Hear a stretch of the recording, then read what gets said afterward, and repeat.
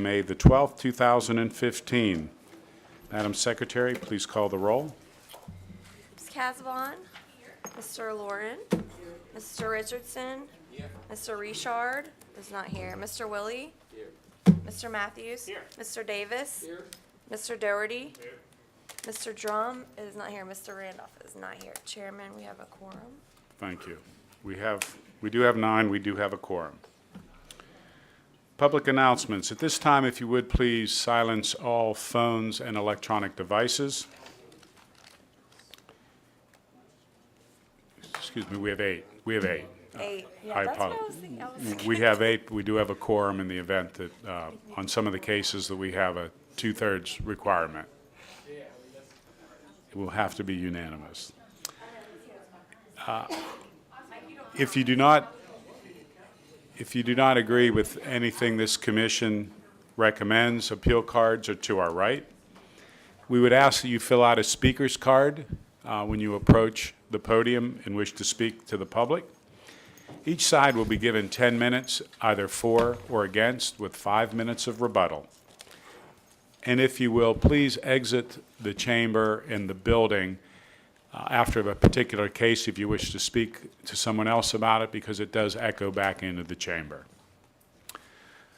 This time I would ask you to stand with our invocation by Commissioner Casabon, followed by a pledge by Commissioner Lauren.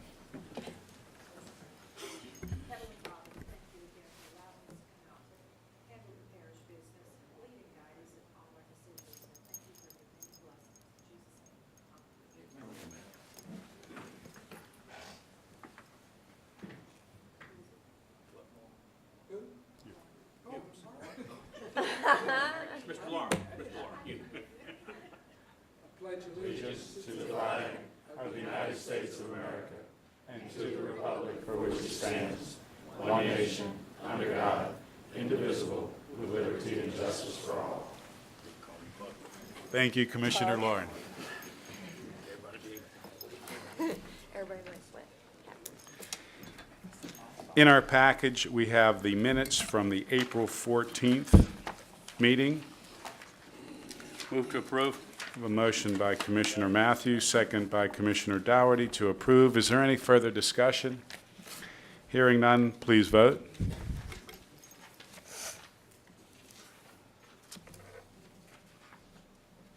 Motion carries. These are public hearings. Anyone from the public is welcome to speak on behalf of any case. Consent calendar. Any items not pulled from the consent calendar are automatically dispensed by vote as approved and or as per staff comments. Items pulled from the consent calendar shall be discussed and voted upon individually. Staff, do you wish to have anything pulled? Yes, sir. Under minor subdivisions, the first 2 cases, MS 150415 and MS 150416, pulled because of waiver issues. Thank you. Commissioner Matthews. I move to pull all the other items on the consent calendar, please. We have a motion by Commissioner Matthews, second by Commissioner Davis to pull MS 150401. Is there any further discussion on that? Please vote.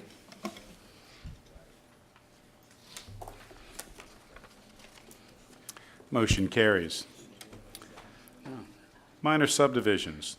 MS 15-04-015, a 1.188 acre parcel into parcels A and B, Ward 9, District 11. The owner, Daniel C. Ladner. The surveyor, John C. Cummings and Associates. The Parish Council District Representative, the Honorable Steve Stefanik. Staff? Thank you, Mr. Chairman. The owner of this property is proposing to create 2 substandard parcels of approximately 1/2 acre each from one 1.188 acre parent parcel. The proposal does not meet the minimum lot size requirements for the minor subdivision process of 1 acre. Therefore, the staff recommends denial of the proposed minor subdivision request. And just as an added comment, as you remember, a couple months ago, we had a case in Red Gap Acres, very similar in nature. They wanted to split the property into 2 smaller parcels. As a matter of fact, those parcels were actually a little larger than these proposed ones, and the commission recommended denial of that proposal. Furthermore, since a waiver of the regulations are required in order to approve the minor subdivision request relative to the lot size issue, a two-thirds majority vote of the full membership of the commission, 8 members, is needed in order to approve pursuant to Section 40-100, waiver of regulations of subdivision regulatory ordinance 499. Thank you. Is there anyone from the public who wishes to speak on behalf of this case? Please approach the podium, state your name and address. My name is Matthew Ladner. I'm partial owner of this property. My address is 28 Audubon Place, Picayune, Mississippi, 39466. And I'd like to petition to have this subdivided. Reasons being, it's just a little 1 acre piece of land. I mean, my brother has a house on there currently right now, and my job has brought me down into Louisiana to work, and this is the only parcel of land that I have that can be subdivided at this time. I don't see a reason why it shouldn't be subdivided. It's zoned A4, I believe. And it just meets the minimum standards. I think it's behind a little bit on the size. But I was told that I could still build a house under 1,000 square feet if it was not subdivided. And the house that I want to build is about 1,300 square feet. So it's just going to be used for a personal home. Thank you. So I request the board if they can pass that for me. Thank you. Is there anyone else who would like to speak in favor of this? Is there anyone in the public who wishes to speak in opposition? Seeing none, I close it to the public and bring it back to the commission. Commissioner Davis. Yeah, Mr. Ladner, would you come up? Your brother currently lives on parcel A and you intend on building on parcel B, is that correct? Sir, I'm sorry. What was that? Your brother lives on parcel A and you He currently... owns that house on there currently right now, yes. Okay, so your intention Is to basically subdivide it and just build my personal home on parcel B. You say he owns the house on parcel A, he does not live there? He just moved back to Mississippi, so he doesn't have, but it's used as a rental property right now. So I can't basically live in there because he's already got a signed lease in there right now. Okay, I mean, it does meet the A4 requirements as far as lot width is 90 foot, at least one of them, your parcel B is 90 foot. I see the staff recommends denial of it only because it doesn't meet the 1 acre. And we just got through doing this. You know, I'll make a motion to approve this with the waiver. With a motion by Commissioner Davis to approve, second by Commissioner Casaban. Commissioner Matthews? Ron, didn't you say that we just had a similar case like this, although the lot sizes were larger, and we denied that? That's correct. About 2 months ago, a lady came up here in Red Gap Acres. She didn't meet the 1 acre minimum requirements, and I believe there was a lot width issue involved as well, but they were a little bit larger than these lots here, and then we denied it. So these are Yeah, see, as they- I remember, that was very close to the 1 acre. This isn't. That's correct. These are only going to be half acre. Again, this property does, even though it's zoned A4, it doesn't have community sewage and water. It has individual well and septic. I mean, I think the commission just has to be careful about granting lots under 1 acre in size for residential. I know we've done it for commercial, but commercial is a little different than residential. But yeah, it doesn't have community sewer and water available to it, so he would be putting individual sewage systems on that half So acre we'd have lot. to have if we 2 approve it. individual wells and 2 individual sewage systems. That's correct. And what are the lots in the general area? It varies in the area down on Scenic Drive. There is a little subdivision back in there that does have some smaller sized lots, and then of course there's acreage property that vary in different sizes along that whole road. So it's kind of a mixed bag area. And Mr. Ladd, do you own a part of this? Any part of this? The 1 acre, me and my brother share together. We're joint ownership. Both of our names are on the deed of the 1 acre. I'm sorry, I didn't hear the last. Both of our names are on the deed of the 1 acre lot. Now, on that left side of that street all the way down, the lots are a lot smaller than what I'm asking to be petitioned.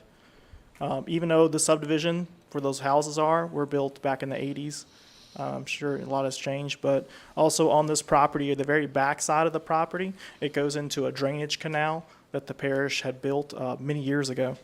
So it's kind of, they got good drainage So on you the actually have property. even So less than No, sir, the actual measurements that's on the deed is correct, but behind that property is St. Tammany Parish owned drainage right away. Okay. But what I'm asking to be surveyed, that's my land, and it attaches to the drainage, so it Okay. butts up to it. So even though there's gonna be a separate well and a separate, sewage treatment plant, I just really don't see, since on this side of the particular street, there's only my brother's house. There's no other houses on that side.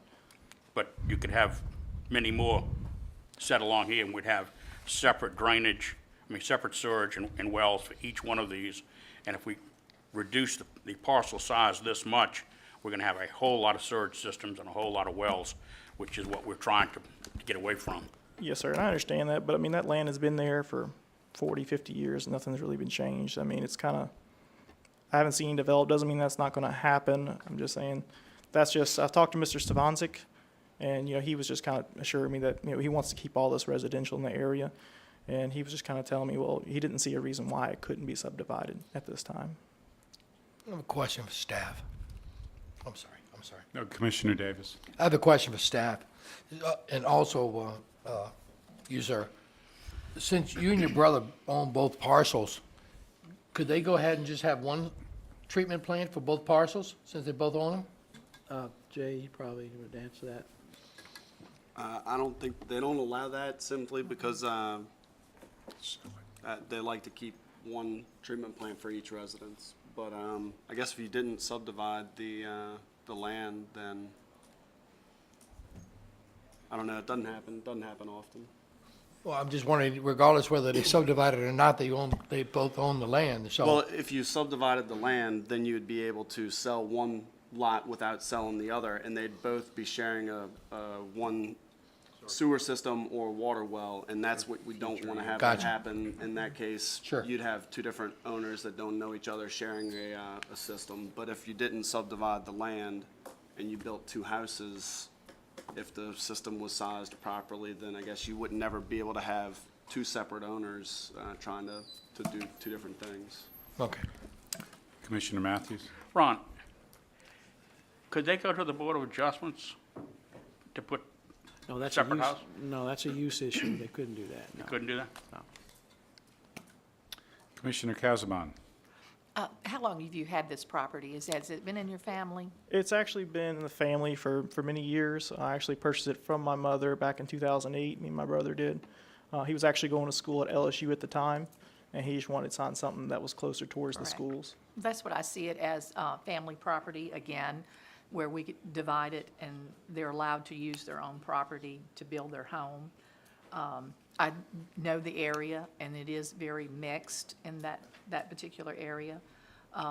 With the Parish Drainage Canal behind it, I don't see a problem with dividing this. And my parents, they inherited it from my grandparents, and they've had it since the 50s. I mean, it's not something that they're trying to develop. We're not looking to build a whole bunch of houses on there. My mom does have the larger land that's for sale, but honestly, she's retired. She's just sitting on it. She's has no plans to do anything with it. Commissioner Matthews. Does your family own any of the adjacent land? Not the adjacent land. Further down the street, the very end of the street, that was my father's home, and he passed away, and it was inherited by me and my other 5 brothers and sisters. And there's about 6 acres there, and I was talking about getting that subdivided before the smaller parcel, but there's been some family issues, and they don't want to sell or they don't want to subdivide. So 'Cause that that's would be a the- big issue. That would be the answer to me. Yeah, I have a sister in Florida, and she doesn't want to have it. She's just got that. Is there any further discussion by the commission? If not, we have a motion by Commissioner Davis, second by Commissioner Casabon to approve. This will require 8 votes. Please vote.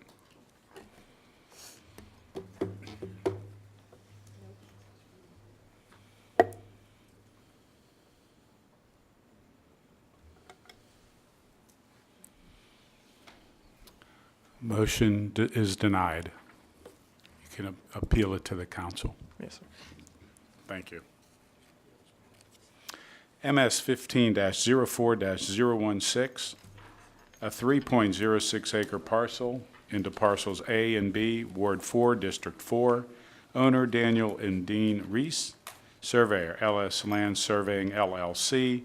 The Parish Council District Representative, the Honorable Reed Faulkner. Staff? Thank you, Mr. Chairman. The petitioner is proposing to divide a 3.06 acre piece of property into 2 tracts of land. The proposed parcel A, if you look at your survey plat attached to your staff report, does not meet the minimum lot width requirements for an A4 single-family residential zoning district of 90 feet. However, it's not consistent. It does meet some areas of 90-foot frontages. Again, the owner is proposing to create 2 parcels from a parent parcel. And the parcel A does not meet the minimum lot width. However, again, if you look at the survey, the width does widen out toward the center of that lot to over a 90-foot before it starts to kind of taper back down to the back to an 80-foot frontage or 80-foot width. Since a waiver of the regulations are required in order to approve the minor subdivision request relative to the lot width issue, a 2/3 majority vote of the full membership of the commission, 8 members, is needed in order to approve pursuant to section 40-100, waiver of regulations of ordinance 499. Thank you. Is there anyone from the public who wishes to speak? Please state your name and address. I'm Deanie Reese. I live at 138 Del Oaks Road, Madisonville, Louisiana, 70447, and I'm one of the owners with my husband. We do plan to divide this piece of property into 2 parcels, and it's there's the question on the width of the land and on parcel A. And on parcel A, it's not seen from the street. It's at the end of a cul-de-sac on Del Oaks Road. And on the south side, it's bordered by the Riverview State Park, Fairview Riverview State Park. And then on the north side is the parcel that we're planning to keep, parcel B. And then at the other end is the our neighbors, and you can barely see it from their yard, and they've said that they don't have any trouble with it. And we've also asked the other neighbors on the street, and none of them have any issues with it. The reason that we've decided to try to get this variance is because we have widened it at the center where we think it would be most likely to be built upon. And if you look at it, the parcel's about 600 feet in length, and over 70% of it is 90 feet or wider. And then we think that that would just allow, the best way, instead of just drawing a parallel line down the south side, 90 feet all the way down. This actually gives more space to that parcel. The reason that we didn't try to keep it right at the 90 feet in addition to that is because there's some mature trees on the north end of the property. So to put in the driveway to access both parcels, or whatever it's called, the drive that is the public road, we would have to, we don't want to take down any of those trees if we don't have to. And at the riverside, there's the largest old oak tree is on the property, and the property line at 90 feet hit right in the middle of the tree. So we put it right at the edge of the tree. We don't plan to cut down any trees at all on the property. We plan to hook up to the sewer system and the water system that's part of the city municipal service. And we just want to be able to maintain the tree and try to keep it from having any harm done to it. We commend you for that. Thank you. Is there anyone else from the public who wishes to speak in favor of this? Is there anyone who wishes to speak in opposition? Hearing none, I close it to the public. I bring it back to the commission. Commissioner Lauren. Yes, I've had conversations, both Councilman Marty Dean and with Commissioner Reed Falconer about this, and they have both walked the property, and they're both in favor of doing this. So with that in mind, and with this thought in mind that this saves the trees, does all the things that we try to do, I make a motion to approve. Motion by Commissioner Lauren to approve. Second by Commissioner Richardson. Commissioner Davis. Yes. How is the person on parcel A going to access his property? We're putting in a driveway, or I forgot what you call it. We have approval for an easement that covers through parcel B, and then it's a shared drive, I guess, for the 2 parcels. So there's no legal problems with doing that, where parcel B can always say, no, you can't use my road? No. So it's No. okay? Right. Yeah, I think It's we've kind of- met the it's really requirements. kind of a private matter as to how they want to work that out in their deeds and titles and restrictions and so on. But they're only required to provide an access for our purposes to that parcel A, and they have done so with that existing gravel drive. And we have a maintenance agreement for the drive that would be shared between the two. Okay, thank you. Commissioner Matthews? That agreement's going to be recorded? Yes, sir. Okay. Are there houses on this property at all now? No, there are not. Okay. And on the parcel A, you're talking about building the house right there where it makes the knuckle, I guess? That's what seems to be the most likely. It's flood How zone wide is that, do property. you know? It's about 100 feet. It's plus 100 feet. And it goes quite a ways down. It's not just, I mean, the 90 feet covers the majority of the property. Okay. Okay, that answers my question. Thank you. Okay. Is there any other discussion by the commission? If not, we have a motion by Commissioner Lawrence, second by Commissioner Richardson to approve. Please vote.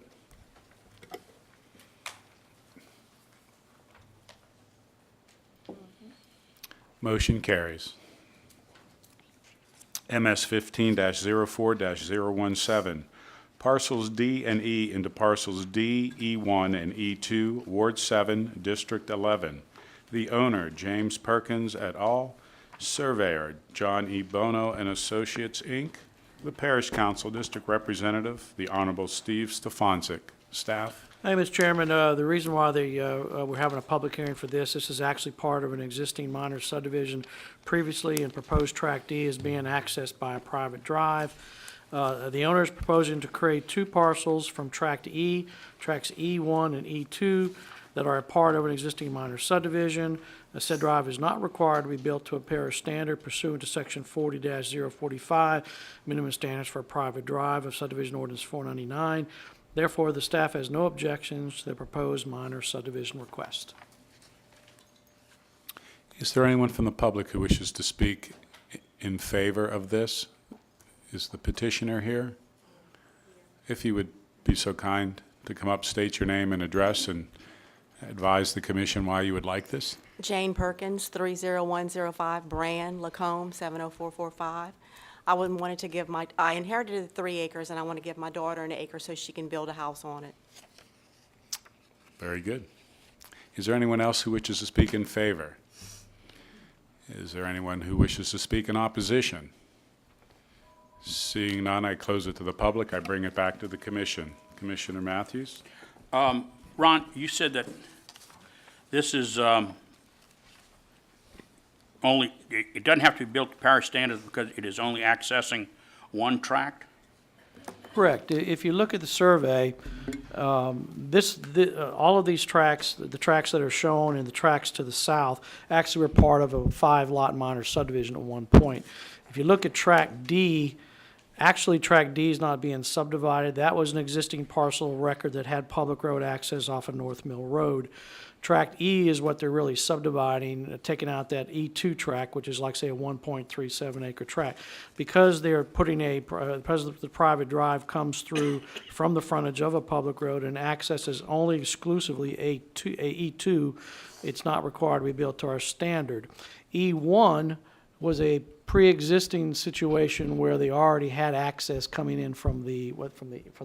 From the west side. So they're not utilizing any private drive for that track. So it's, again, it ends up being exclusively the private drive only access in E2. Okay, there's the drive that accesses E1 is not shown on this plat, is that right? That's correct. Okay. It's not actually part of the minor subdivision. Again, it was a pre-existing parcel that was involved in the previous minor subdivision that already had its own access on the west side. And so that access to E1 does not come in from the North Mill Road? That is correct. It comes from some other place? Yeah, that's correct. Okay.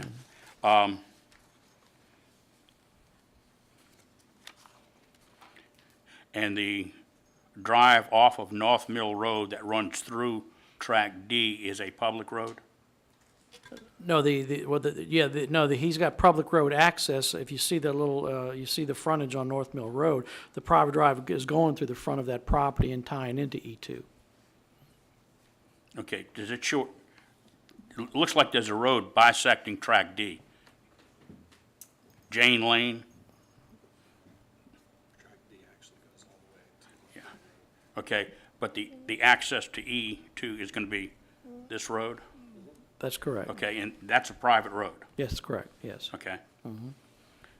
So it's going to go all the way through Track D to get to E2. That's correct, and E1 will not utilize that roadway because they already have an existing access on the west side. Okay. All right. Commissioner Davis? Yeah, another question for staff. The individuals that own E1 and E2 own Track D? Track D, no, her brother, I think, owns Track D. Okay. What would happen if the individual would want to go ahead and subdivide the remaining 6.15 acres into 6 1-acre lots? Every minor subdivision is treated as an individual parcel. If they want to come back in and petition for a further re-subdivision of minors, under the minor subdivision requirements, they would have to meet all requirements. Okay, thank you. One more question, Mr. Chairman. Commissioner Matthews? If Lot D needs to subdivide, will that road have to be up to parish standards? Yes, it now? will. Yes, it will. They'll have to come back and retrofit that road That to is parish correct. standards? That's correct. Okay, so it bisects it, and it's likely we're going to have Lot D come back to, Right. Well, it's my understanding that they're not going to come back again, hopefully. Right.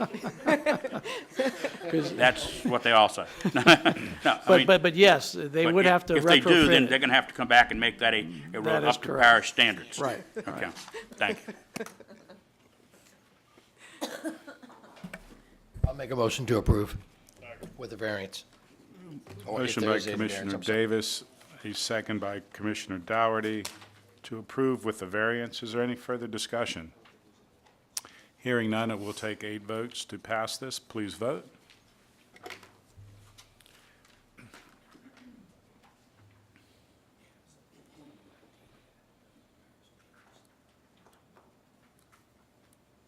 Motion carries. Petitions, requests, we have none. Entering the Tammany Trace, we have none. Revocations, closing review, we have none. Re-subdivision review, RS 15-04-032, North Point Business Park, Phase 1 and 4, Lot 14A. Removal of drainage servitude in Track A into Tracks A1, Ward 1, District 3. Petitioner, Pleasantville JDC, Surveyor, Acadia Land Surveying LLC. The owner, JDC, Parish Council District Representative, the Honorable James Red Thompson. Staff? Thank you, Mr. Chairman. These are 2 parcels of record that are in an industrial subdivision, of course, North Point Business Park. The owner is proposing to combine 2 parcels into one larger parcel. At the same time, is requesting the commission to eliminate a 20-foot wide drainage servitude in favor of relocating same as a 20-foot wide private drainage servitude along the eastern boundary of proposed tract A1. But like I say, please refer to your survey plats attached. The Department of Engineering has reviewed the request and has no objections to the removal and relocation of said servitude. See letter attached from engineering. Conditioned upon the developer of Phase 4 providing an as-built drainage plan showing the relocation of the servitude along with a typical cross-section of said servitude and as-built elevations. The staff has no objection to the proposed re-subdivision request and the relocation of the 20-foot wide drainage servitude, subject to conditions as established pursuant to the letter from the engineer department. Thank you. Is there anyone from the public who wishes to speak? Please approach the podium and state your name and address. Good evening, Daniel Poche, Katy Lane Surveying, 206 East 2nd Street, Thibodeau. As Mr. Keller stated, this is 2 existing lots of record. The owner wishes to combine, combine into one lot with the relocation of the drainage servitude. I'd be glad to answer any questions you might have. Thank you. Is there anyone else who wishes to speak in favor? Is there anyone who wishes to speak in opposition? Seeing none, I close it to the public. I bring it back to the commission. Commissioner Matthews. Why are we waiting to Phase 4 to get the as-built on this? Is this Phase 4? Correct, this is Phase 4. This was under a performance obligation where plats were recorded before the infrastructure was actually put in for the FedEx building to get a building permit to start building their new storage location, So or distribution plant. this is Phase 4. So when this building is complete, then you'll get the as-built drawings? Is that how it works? When the infrastructure for Phase 4 is completed, then we'll get the as-built drainage plan and drawings, yes. Well, when will the It's not- infrastructure It's for not Phase dependent 4? on, well, they can't get occupancy until we have everything completed for the actual subdivision, Phase 4, which would be the as-built drawings that's going to be required after all the infrastructure, roadways, sewer, water, drainage is put in. Okay, so there's more to Phase 4 than these two lots? Correct. Okay, answers my question. Thank you. Any other discussion? Would the commission care to make a motion? Make a motion to approve, there's probably not a nicer development in the parish. We have a motion by Commissioner Lauren to approve, second by Commissioner Willie. Is there any further discussion? Seeing none, please vote.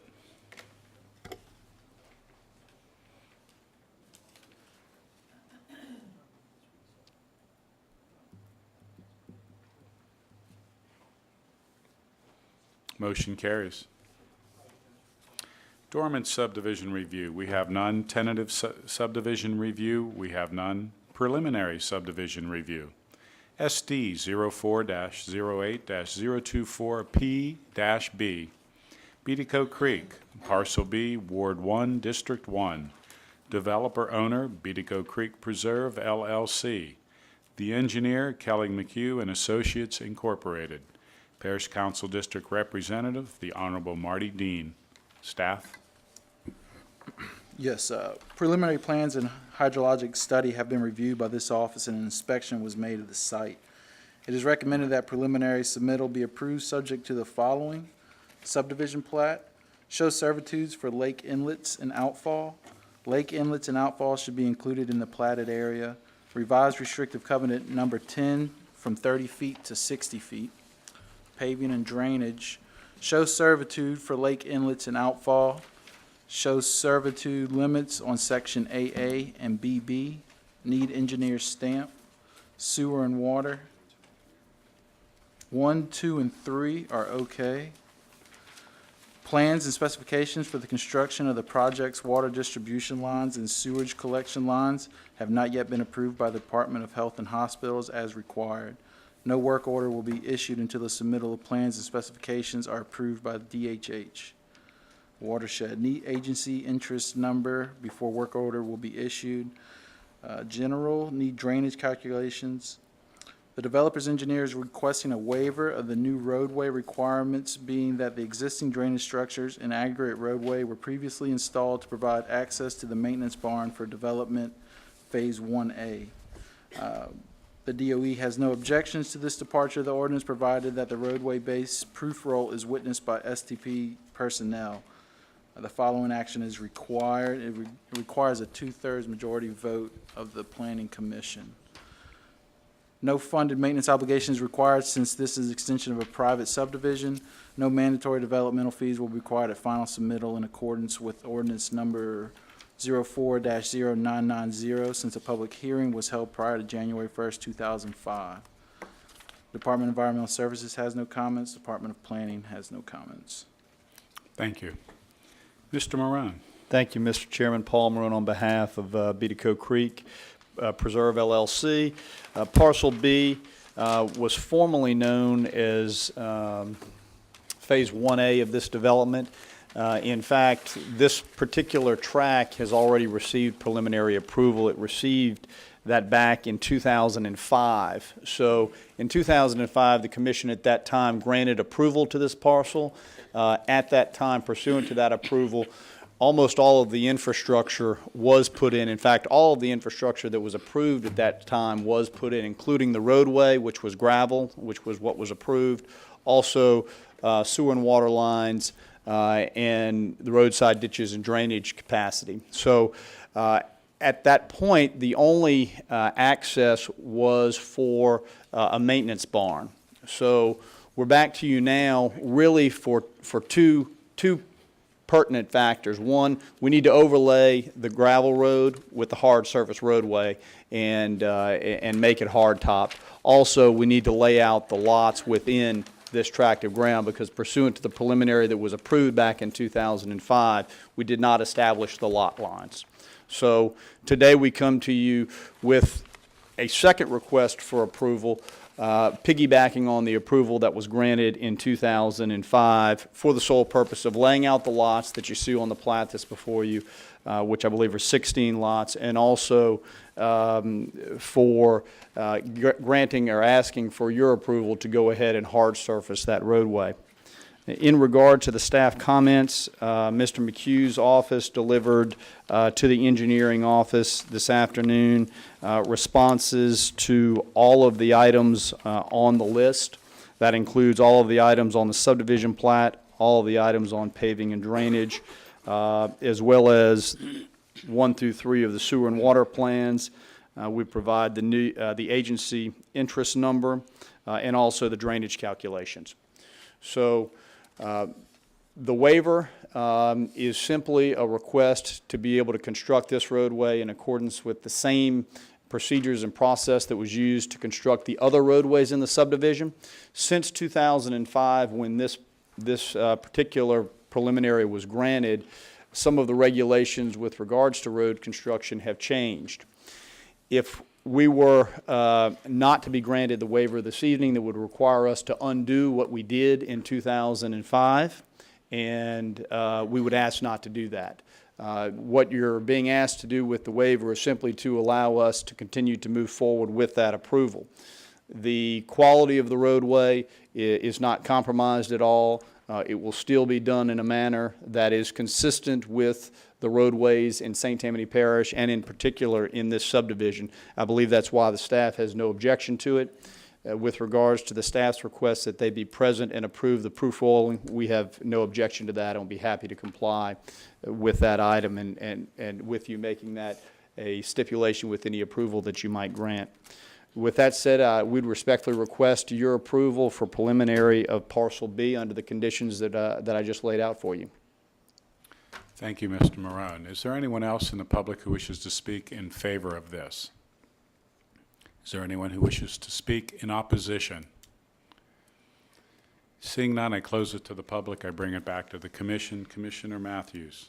Paul, if we grant this waiver, that means all future phases of the subdivision will be built to a 2005 standard, not the current standard. Is that basically what we're going to be dealing with? I don't think so. I think the waiver request for this evening is just with regards to this phase where we already have 90% of the infrastructure in place. So this is not a waiver that would permeate the remainder of Beatico Creek. It is only as to Parcel B and the infrastructure that is already in place there. So at the next phase, you're not going to come back and ask for the same thing? That's correct. Not unless there's infrastructure in the ground from 2005. Okay. All right, answer my question. Thank you. Commissioner Davis. Yeah, Paul, the existing pavement just east of this proposed asphalt is identical? I believe it is. I believe it's identical to what we'll be doing here. And I can see that the pavement here faces roughly 10 lots, basically. That's correct. What's the hardship? We would have to, if we were not granted the waiver, we would basically have to tear up the road that's there now and recreate the base and everything that is already there. So rather than just having to hard surface it, we'd have to start from ground scratch? zero. And just west of this property, where it says like lots 171, 170, 169, and 68, that has not been developed yet? I do not believe that has yet been platted. And I'm with Mr. Matthews on this, so you're not going to come back and just continue that road since that wasn't actually even built yet. So it's basically built all the way up to the end of 172, I believe that that is correct. The reason for the request in the waiver is only because of the existing infrastructure that is in the ground. Okay. If this were a virgin piece of the property, Right. we would not be making this request. And I've not made this request on any of our others. If it is not something that you will see repeatedly, and it is only unique because we've got the infrastructure in the ground here. We don't want to have to redo that. I'll make a motion to approve with the waiver. We have a motion by Commissioner Davis, a second by Commissioner Lauren to approve. Commissioner Davis clarifies that with the waiver? Yes. To approve Yes. with the waiver. Is there any other discussion? Commissioner Matthews? Paul, what exactly is down there? You say the infrastructure, it's a gravel road? There's what is on the ground now Yeah, out yes. there? Yes, it's a gravel road with roadside drainage and utility lines in place. Would the utility lines be required to be removed? If you had to redo this? Perhaps, perhaps. Okay, so we don't really know that, other than just a gravel road would have to be bulldozed. Well, the entire base of that road, remember, that road was constructed not just as simply a gravel road, but pursuant to the parish standards at the time for the road base. The only thing that is different about that roadway is the surface from what was required for any other subdivision roadway in 2005. Rather than paving it or concreting it at that time, we simply put gravel on it because at that point it was only accessing a maintenance barn, but everything else was done at that point. So all you would be required to do would be take the gravel that's on top and remove it, and then come back with concrete? Generally speaking, yes. Otherwise, we would have to remove the gravel, we would have to remove the base material that is there. Why would you have to remove the base? Well, my understanding is that the requirements that are in place now require certain testings and different methods at those early stages that for us to comply with, we'd have to start over. Staff, do you have any comments on that? No, that's correct what Paul was saying. What you'd have to do is we'd have to proof roll the sub base. Any existing drainage structure, utility lines that's in the ground right now would need to come up, and they would have to meet the bedding requirements of today's standard per our new roadway ordinance. So the hardship, in the Department of Engineering's opinion, would be tearing everything out of the ground that was previously approved but never platted. So it had preliminary approval, it just never got platted in. So we have no objection to it as long as we get to see the proof roll. Okay, so it's more than just removing the gravel? Correct. Okay. That wasn't clear. It seemed to me that all you're going to have to do is remove the gravel and come back and pave it. That didn't seem like much of a hardship. But if they had to pull everything out, all the sewage, water, whatever, that makes it a little more difficult. Thank you. Is there any further discussion? If not, we have a motion by Commissioner Davis to approve of the waiver, second by Commissioner Lauren. Please vote.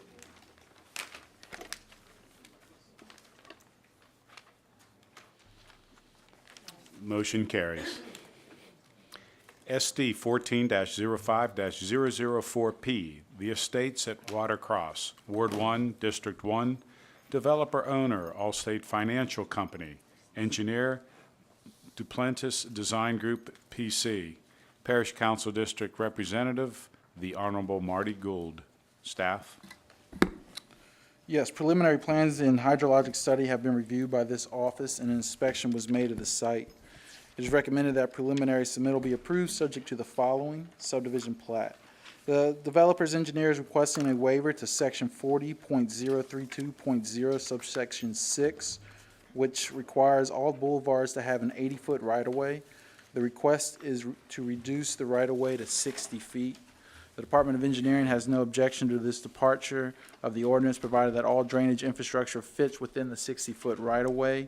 The following action is required. You would need 2/3 majority vote of the Planning Commission membership. Boulevard section of Twin River Place needs to have an 80-foot right-of-way. Waiver request is see attached. The actual attached is what I gave y'all earlier. It wasn't attached to the packet. Need drainage servitude for subsurface on lot 95 and green space label 10. Need parish maintained drainage servitude, ditch plus 20, along ditch between development of Flower Estate subdivision. Parish needs right to clear. Need parish maintained drainage servitude, ditch plus 20 along ditch between development and Flower Estate subdivision. Parish needs right to clear. Verify ditch between development and Flowers Estate subdivision has adequate capacity. Provide calculations. C, D, and E are okay. Sewer and water. Plans and specifications for the construction of the project's water distribution lines and sewage collection lines have not yet been approved by the Department of Health and Hospitals as required. No work order will be required until the submitted plans and specifications are provided by DHH. Need drainage calculations, need culvert calculations, need scenic river permit. The developer's engineer has requested a waiver of detention requirements in accordance with ordinance number 11-2426. The Department of Engineering has reviewed their request and approved their proposed waiver. Therefore, drainage fee in lieu of detention is as follows. 80.37 acres at $2,000 an acre is $160,740, which is due before work order is issued. A funded maintenance obligation in the amount of $15,000 is required in accordance with subdivision ordinance number 499, section 40.061.08. Funded letter of credit for existing parish roads to ensure that the repair of any damage to the parish roads resulting from construction in connection with the subdivision. Mandatory developmental fees will be required as final submittal in accordance with ordinance number 04-0990 since no public hearing was held prior to January 1st, 2005. Department of Environmental Services and Planning have no comments. Mr. Marone. Thank you, Mr. Chairman. Paul Marone again on behalf of Mr. Wayner and Allstate Financial Company. This is the estates at Watercross, which you've seen through zoning and through tentative. With regards to the staff comments, and in particular beginning with the waiver with regards to the right-of-way width for the boulevard, our request to reduce the boulevard width at the entrance from 80 to 60 is really an aesthetic request. If you look at the plat before you, you will see as you initially come into the development, we do have an 80-foot right-of-way with a larger median. As you continue north, it is that smaller section of Twin River Place where we're requesting the waiver so that we can continue that median. In requesting the reduction from 80 to 60, the travel lanes will not be reduced. We should not have any problems with flow or the capacity of those roadways. In fact, the right-of-ways and the rest of the subdivision are 50 feet in width, and their travel lanes would be about 2 feet smaller each travel lane than these travel lanes would be. We'll have 15-foot travel lanes, one-way travel lanes on each side of the small median. So we would request that waiver, and we're confident that it would not in any way reduce the capacity of that roadway or create any undue hardship or any problems for any of the residents. With regards to the other staff comments, in particular under item 2A1, we have submitted revised plans that address items 2 and 3. With regards to item 4, we have shown on the subdivision plat the 20-foot servitude requested with regards to the ditch along Flowers. I would direct your attention to the plat itself, and in particular note number 19 where that is established.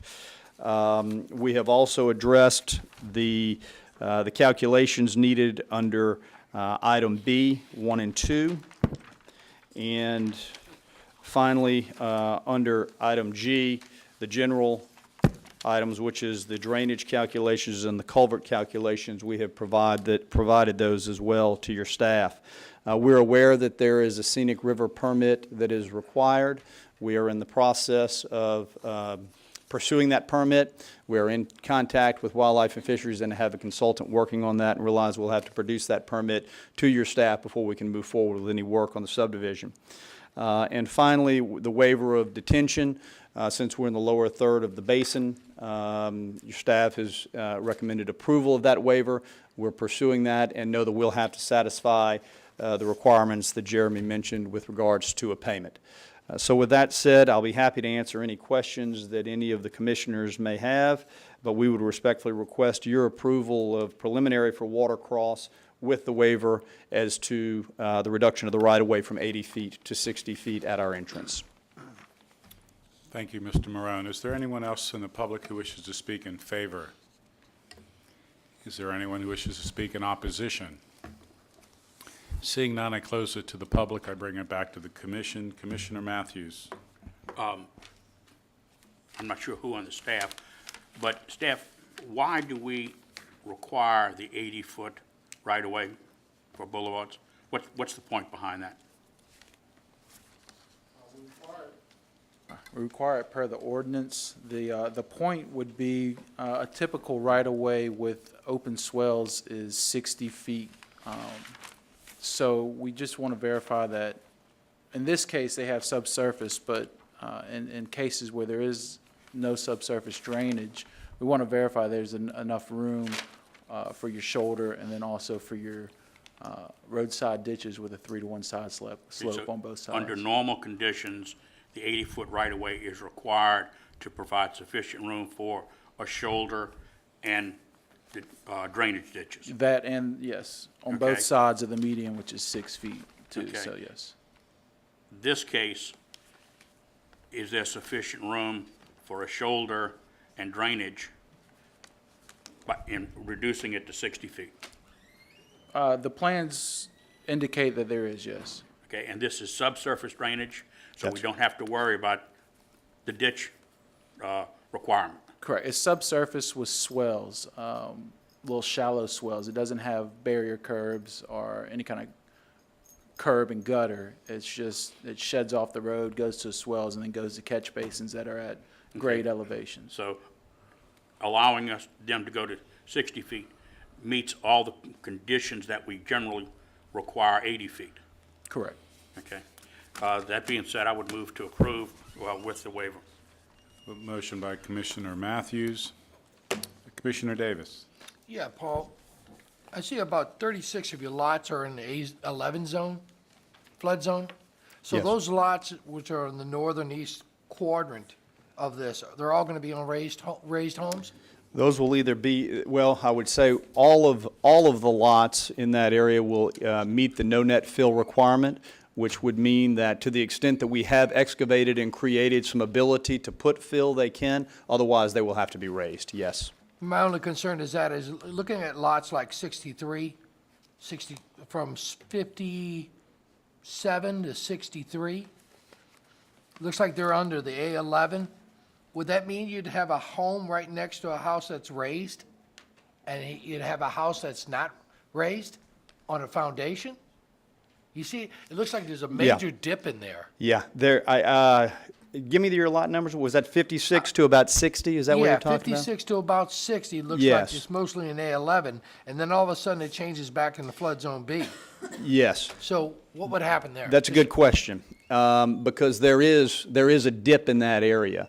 But in that area, we will have some, due to some cut and fill calculations, we're going to have the ability to place some fill on some of the lots in accordance with the no net fill, and that is where that fill would be used. The lots where you most likely would end up with raised structures would be the lots on the other side of the street, say from 54 running along all the way down to 35. Right. That's All where. the way down to the Chifunta. That's correct. So we should have consistency on those lots where you're talking about because of the cut and fill calculations. Yeah. But across the street, most likely those will end up being raised structures. Well, since everything's going to be running into the Chifunta, those lots you're talking about from 54 all the way back down to the Chifunta, how's that going to work out? I mean, is it going to be different heights of raised homes?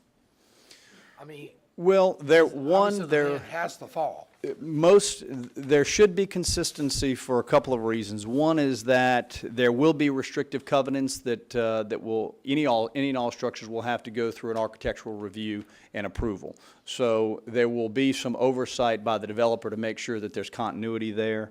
Also, in most instances, the required base flood elevation is going to dictate how high you go.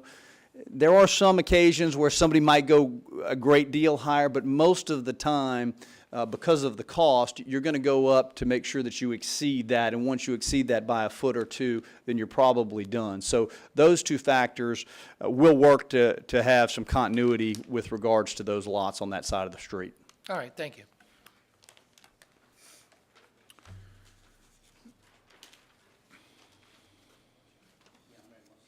Yeah, thank you. Commissioner Davis, when you speak that long, we need some. I'm sorry, I'll second. I Thank should have you. just said that in the first place. We have a motion by Commissioner Matthews and a second by Commissioner Davis to approve with waiver. Is there any further discussion? If not, please vote.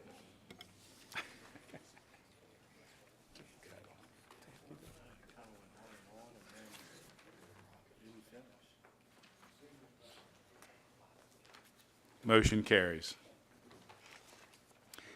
SD 12-06-003P, Planche Estates, Ward 3, District 3, the developer owner, MCK Associates, the engineer, Kelly McHugh and Associates, Inc. Parish Council District Representative, the Honorable James Red Thompson. Staff? The preliminary plans and hydrologic study have been reviewed by this office and inspection was made of the site. It is recommended that preliminary submittal be approved subject to the following.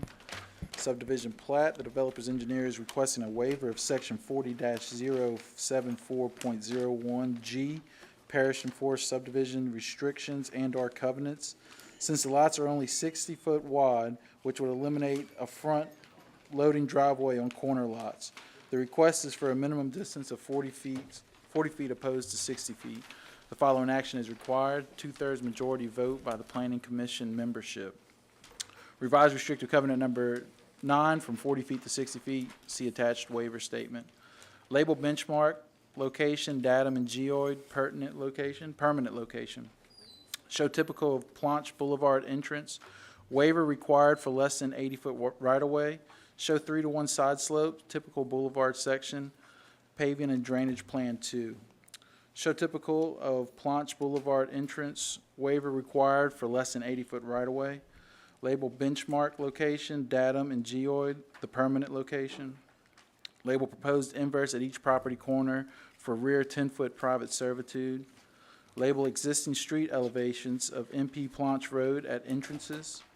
Verify adequate fill over pond inlet pipe to prevent floating. Plan calls for 12-inch, letter calls for 24-inch. All manholes and lift stations need to be at the same elevation of road or higher. Label manhole at lot number 99. Hydrologic analysis, revise allowable discharge, revise pond calculations for tailwater conditions, traffic and signage. The developer is required to install a right turn lane on Planche Road on its eastbound approach to LA 25. In addition, a left turn lane on LA 25 turning into the development will be required. A driveway permit from DOTD is required in order to install these improvements, and the turn lane shall conform to DOTD standards and requirements, including but not limited to required storage length.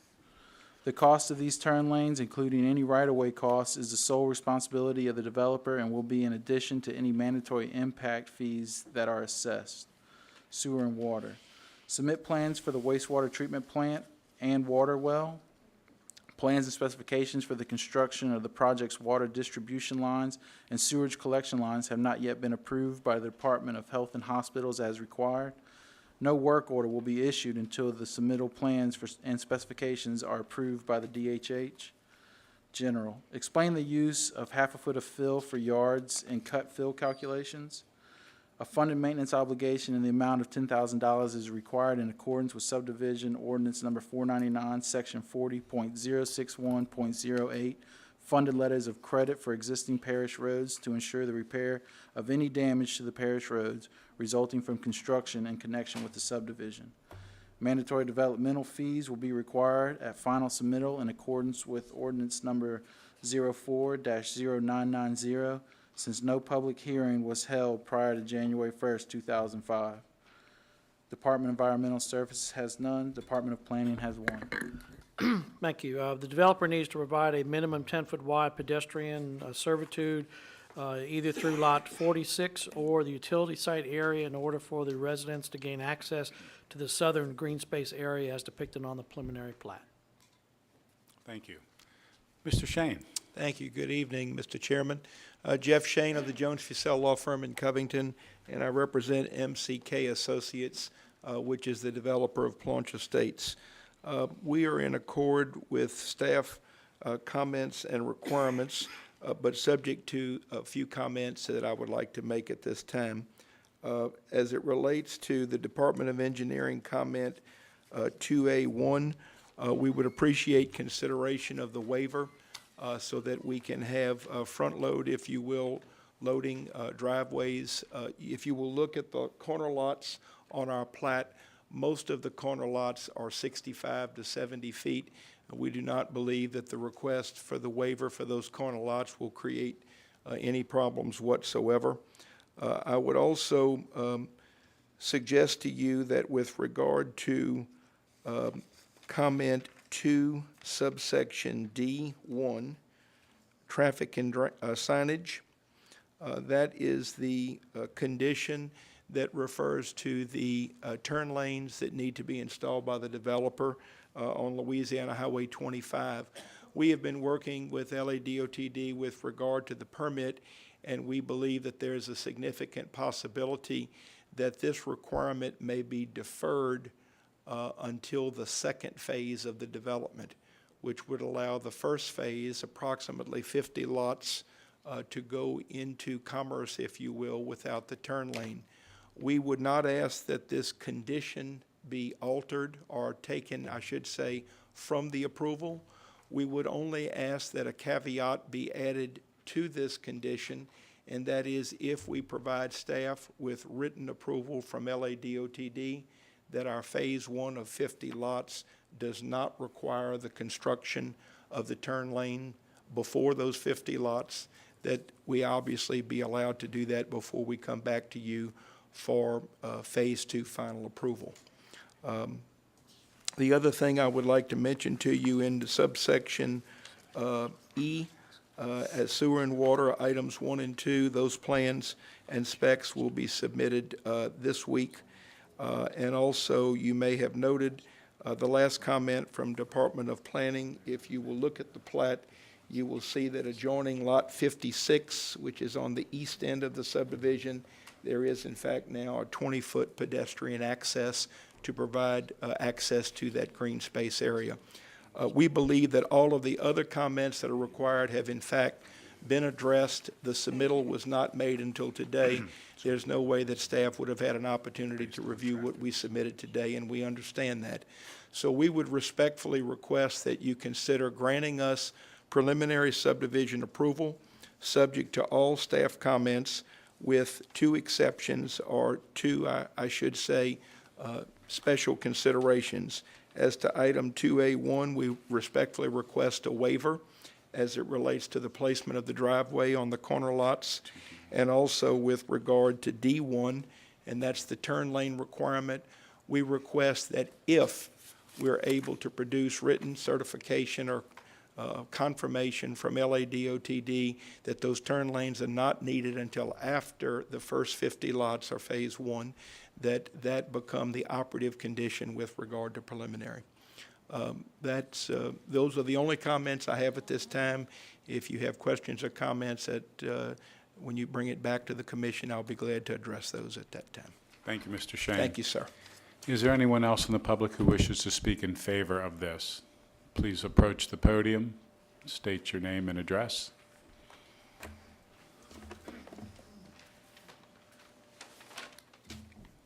My name is Rachel, and I live on MP Planche. The address is 16488 MP Planche Road. and I have multiple reasons why you should not do this. Okay, excuse One- me, once I asked if you would, anyone who wished to speak in favor first. I thought you just said speak in general. Favor first. Okay, well. Okay, so we'll stay there. I just want to make sure no one else wishes to speak in favor. That's fine. Okay, now opposition. Okay. Thank you. You're welcome. Sorry. The first reason against it is flooding. I don't know if any of y'all have ever been on 25, but it's horrible. The ditches, they have, if you drive down, half the culverts are smashed in, or the level of it is not right. So on MP Planche Road, the water has nowhere to go. The water sits in our ditches. They did just clean them out, but the way it is, the water, the way they did the ditches, the water's supposed to flow to 25, but it doesn't flow anywhere. And the water is supposed to go to 25, but it has nowhere to go on 25 because every ditch is full. The culverts haven't been cleaned in over 3 years, if longer, and the culverts are smashed, so they have to fix the drainage problem first right there. And then the properties on MP Planche Road already hold water in the backyards. So if they come and they build behind us and they cut down all the trees, they're going to have to add in fill to build anything. And when they do that, it's going to cause all of MP Planche Road to flood. And the traffic on 25 alone already is horrible. And I know this for a fact because I was hit and I was in a wreck. Because you're going 55, 60 miles an hour, and all of a sudden you have to come to a stop because someone's turning. And if you add all these houses and this whole estate that you're doing in there, the road can't handle it. You would have to put a red light, traffic light right there before you even start phase 2, or you need it before phase 1. You're going to have all these construction trucks coming in and out. And we already have traffic issues on 25 as it is. And, let's see.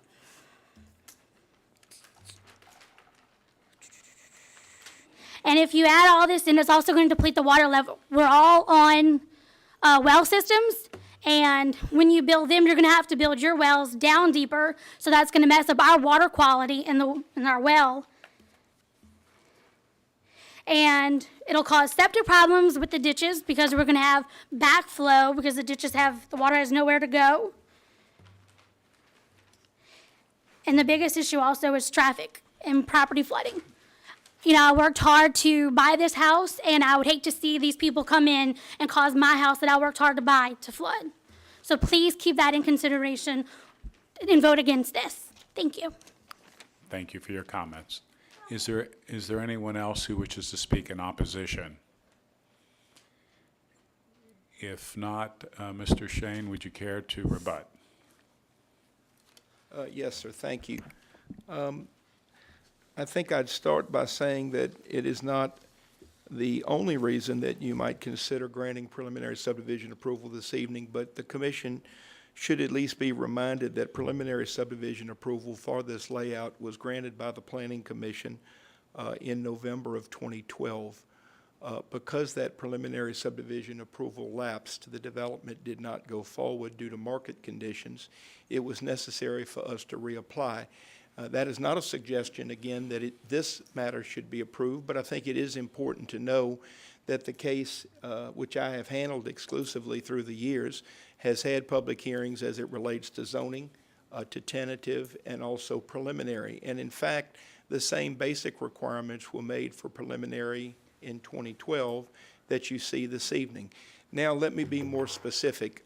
I took the lady's comments to consist of primarily her concerns being drainage, traffic, and perhaps DHH requirements as it relates to water and things of that nature.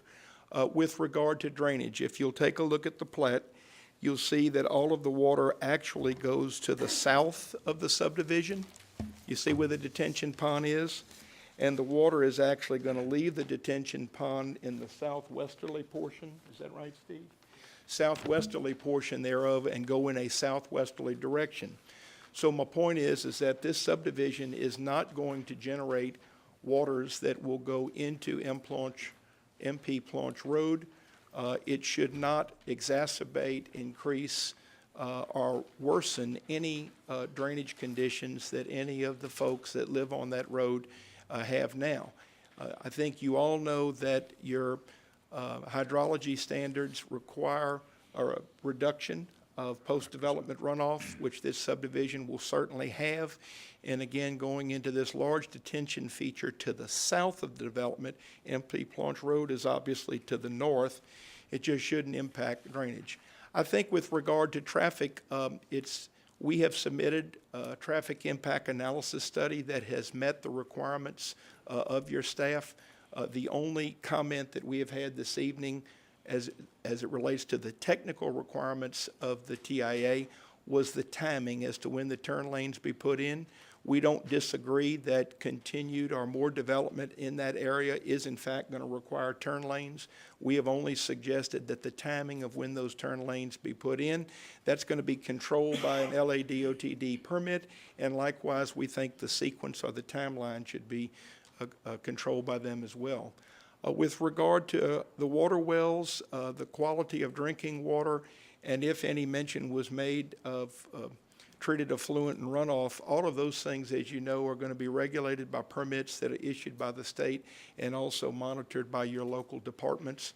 I won't suggest that anything in life is perfect, but I will tell you that the standards that the state and the parish has as it relates to drinking water standards and the things that developers can do that affect the quality of drinking water for others in the area should produce a safety net, if you will, conditions that will not threaten or harm the fine people that live in that area and the water which they get from their wells. Otherwise, we would not be able to get the permits from the state, nor, of course, the permits that we need from the parish in order to develop this subdivision and sell these lots. So I do not believe that her concerns are well-founded as it relates to the fact that there are not mitigation items in place to offset those concerns. Again, as you did in 2012, we ask that you grant preliminary approval this evening and allow this development to go forward. Thank you, sir. Thank you, Mr. Shane. Ms. Schuler, would you care to rebut Mr. Shane? You'll be given 5 minutes. In case I wasn't clear, it's not just going to be the ditches that's going to flood, it's also going to be my property. And your entrance is going to be on the street of MP Planche, which the road itself to enter from 25, you can barely even fit 2 vehicles down. A lot of the times, I have to scoot over and almost into the ditch for 2 normal-sized vehicles to get down. And then you're going to have all of those houses coming in, that traffic coming in. That is going to be hard and outrageous to have all these people, and then you don't even really want to put a light up there. And then you may say that it's not going to mess up the water. It is when you start putting all these houses that are going to be on wells in city water. It's going to mess up the quality, and it's going to mess up the property. I mean, that's to me pretty big. With my house flooding and the traffic, it's going to take forever. I was in an accident. 25 is horrible whether you put a light or not. It's going to be hard because you got people going 55 miles an hour having to come to a complete stop. So please take into consideration and do not approve this. Thank you. Thank you. Mr. Shane, you have about 1 minute left if you were to make a final comment. Well, again, I'm not sure that I understand some of the details of the lady's concerns. I respect them, but again, I think we have to depend, this is a state highway where this MP Planche Road intersects, and we have to be governed by the requirements of LADOTD and also, I think, by the analysis made by your engineering department of our traffic study. I would only suggest that if they did not believe that the existing conditions with the required mitigation would not be adequate to allow for a good subdivision for safety there, well, I think the report would so indicate. The same thing with regard to drainage. Again, with all due respect, this subdivision is not going to produce water that's going to go into the ditches of MP Planche Road. It should not produce water that goes into her yard or anyone else's yard. It's going to all flow to it's going to be collected, flow to the south, and be detained in the detention pond. And again, I think you see enough cases with regard to the DHH requirements with regard to the other infrastructure items. So With all due respect, I realize that progress can sometimes be painful and fearful for those that live in the area, but I also know that if you meet the standards that have been set, there is a way that development can be compatible and not hurt the lifestyle or the property values of others. So we urge you to approve Planch Estates this evening. Thank you. Ms. Schuler, any final comment? Why can't you enter? No, excuse me, come to the podium and address the commission.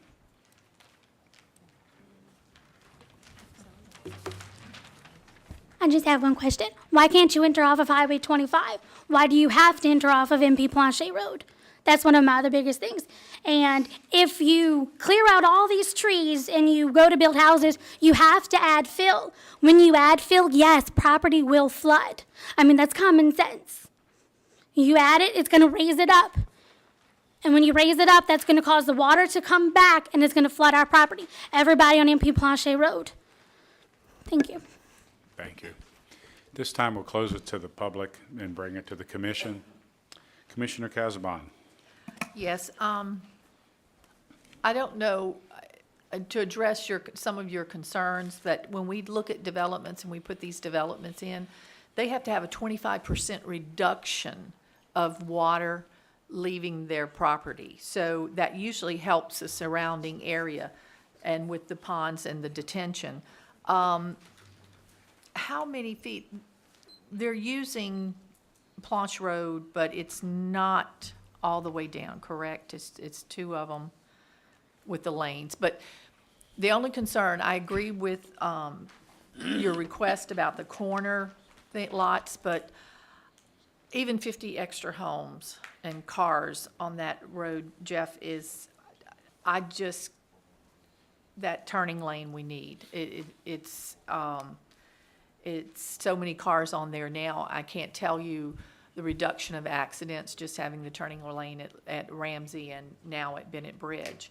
I just feel like that's something that, like I said, pending what the Department of Transportation approves, I would not feel comfortable doing the waiver on our, for the turning lane. I feel like we need it, even with the first 50 homes and that sort of thing. But everything else, I think, is in place. We have been looking at this for quite a while. I'll make a motion to approve, subject to the corner waivers, but not the. So with the corner All waiver, right, let but me get not my, wait a minute, I gotta find my notes. not the 50 houses. Hold on. There's two waivers that need to be approved. The One's first waiver. Also approve it with the. No. No, there's two waivers. The 60-foot, he's requesting 60 feet? Or the 80 feet, on number 4. So there's a driveway from 60 to 60. 40 feet, and there's also the issue of the 60 to right-of-way 40.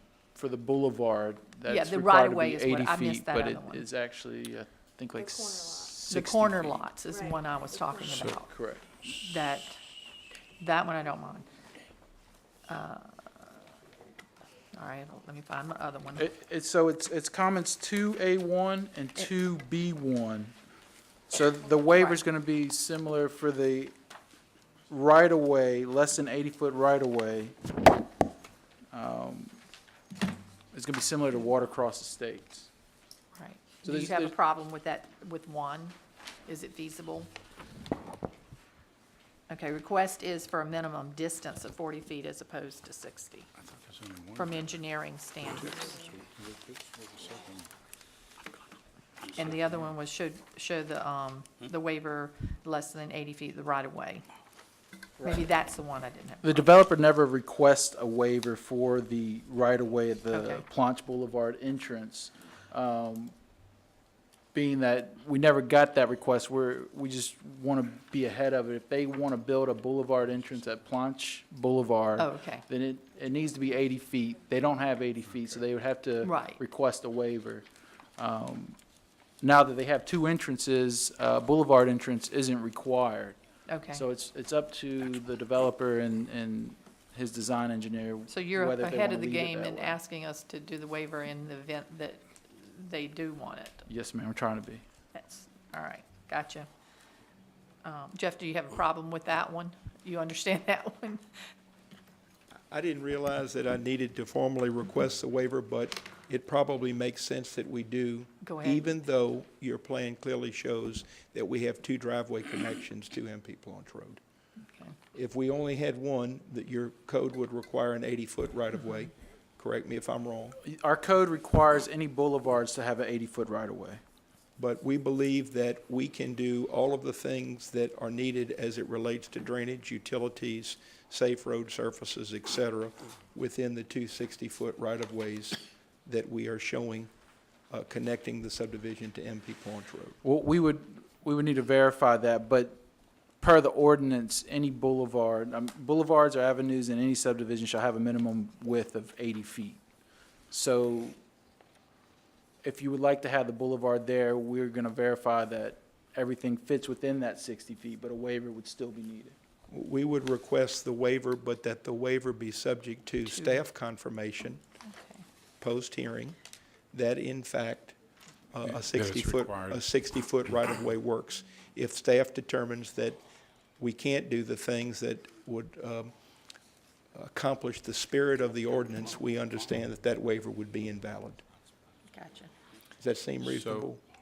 That sounds Okay, so Pretty reasonable. just so, try I got it to understand where we are. So the motion would be that the waivers, we'd amend it, that both waivers would be, Well, I but was going to question staff. Are you okay with the 40-foot opposed to the 60-foot on the corner lots? Do you see any, construction problems or I don't with see any that. construction problems about it. or anything that, I mean, that's trying to keep a clear sight triangle to where you don't have cars parked next to the sign? well, next to a corner lot where the intersection, cars would be, I guess their sight would be blocked by any Blocked. car parked in the driveway. So we try and keep it 60 feet off of the line to give drivers a better view.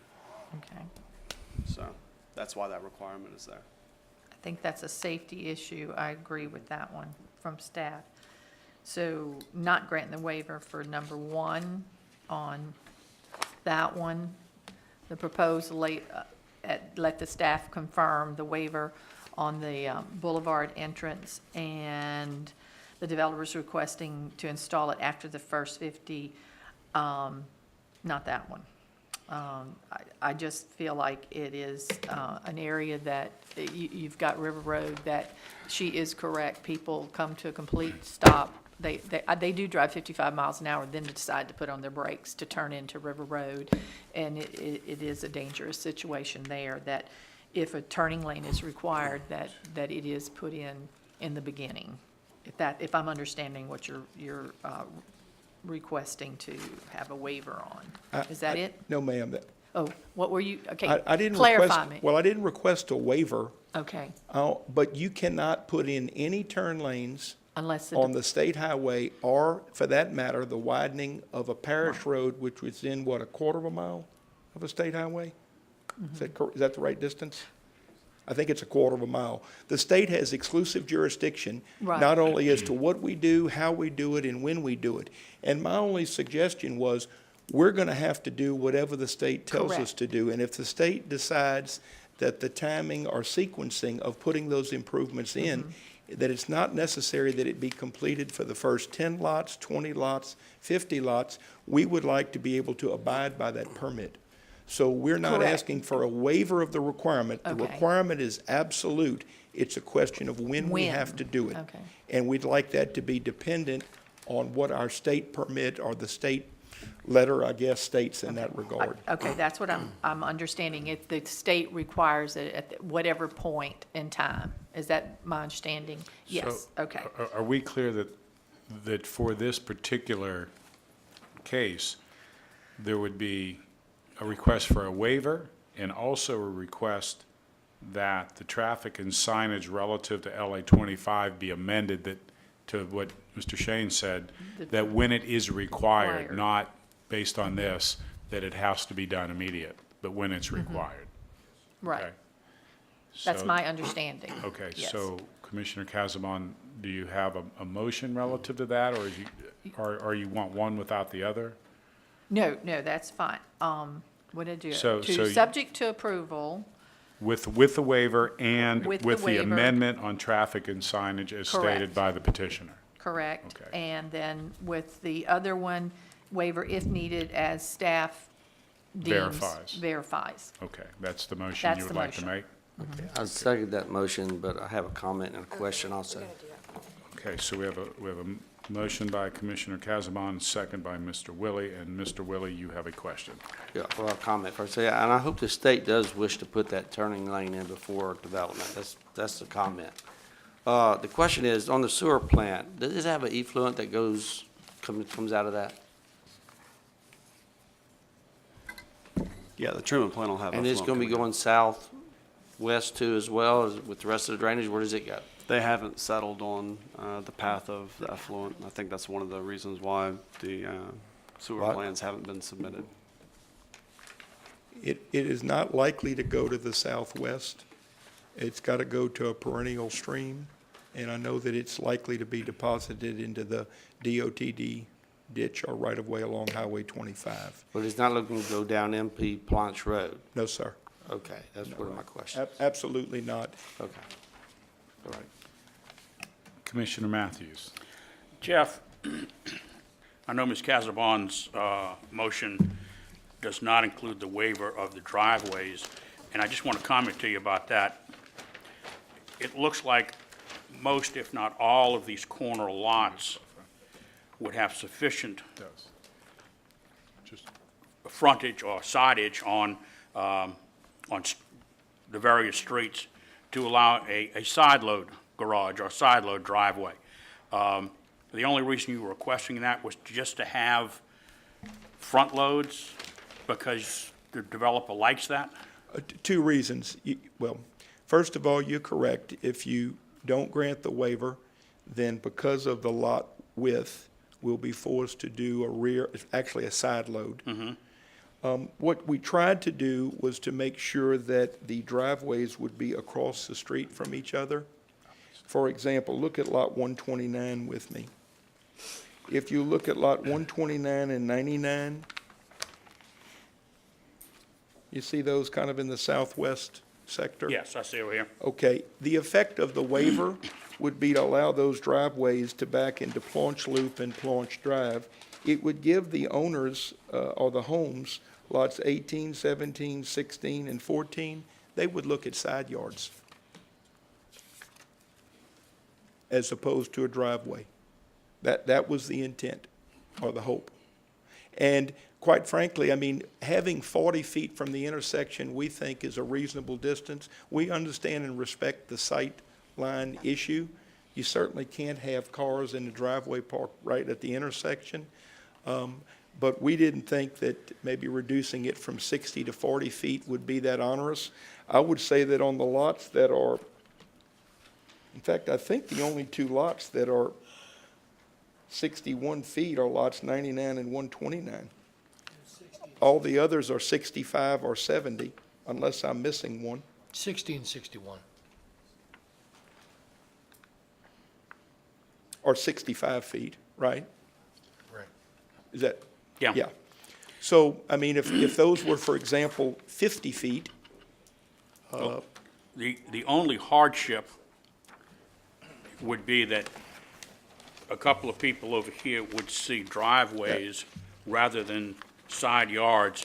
Doesn't seem like much of a concern when we have a serious safety problem with the sight lines.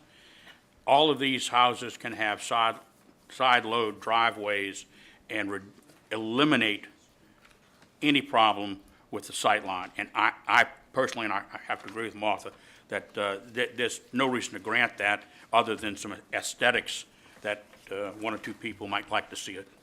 A side yard. I don't disagree with you that there is a compelling safety or development reason to do it. I think you adequately talked about the turn lane. That's something that the state's going to have to tell us when it's needed. And we're working with So them it- now. They're going to require a warrant analysis and information from that, so they're going to tell us what we have to do and how we have to do it. As would be a traffic signal at 25 and Planche Road. That's a state highway. The only one that can grant that is the state. We may want a light there, we may like to have a light there, but it's the DOTD, and they're a different bird. The pond that's going to be, it's to the south. Yes, sir. Where does the drainage go from that pond? Southwest corner, and it goes into an existing tributary. There's an existing creek or stream, but the water naturally leaves. The topography allows that water to leave that pond and run in a southwesterly direction. So it runs, continuously runs away from Planche Road. It does not circle around and go back to Planche Road No, in sir. any way, shape, or form? Absolutely Okay. not. So with the required alteration of the runoff, this should make the drainage along Planche Road better. It should. Once again, this should be a case where the track, after development, the water now will be contained on this track, and rather than having random sheet flow, depending on whatever existing topography might be, we're going to be required to force all of this water to stay within our subdivision ditches, go to our detention pond to the south side of the subdivision, and then ultimately leave the southwesterly area of that detention pond. So I think we're going to And all take. those houses along Planche Road will have a net reduction in the water that runs off in that direction. I would have to think that it's certainly not going to be worse, and hopefully it would be better. Okay. And the Planche Boulevard question here, where you want to put a median and make that a boulevard, you're going to have, is there going to be a boulevard on Planche Lane? I don't know if a boulevard is planned for Planche Lane. I believe only. Because it looks like there's a lot more room on Planche Lane than there is on Planche Boulevard. Is that correct, staff? I believe they both have the same right-of-way, 60 feet. Right. I mean, typically, I think the thinking would be that that would be the most likely entranceway. The Planche Boulevard? Yes, sir. And that's why we would prefer to see a boulevard there. They're going to have ditches? I don't think that we'll be able to with the width of the right-of-way.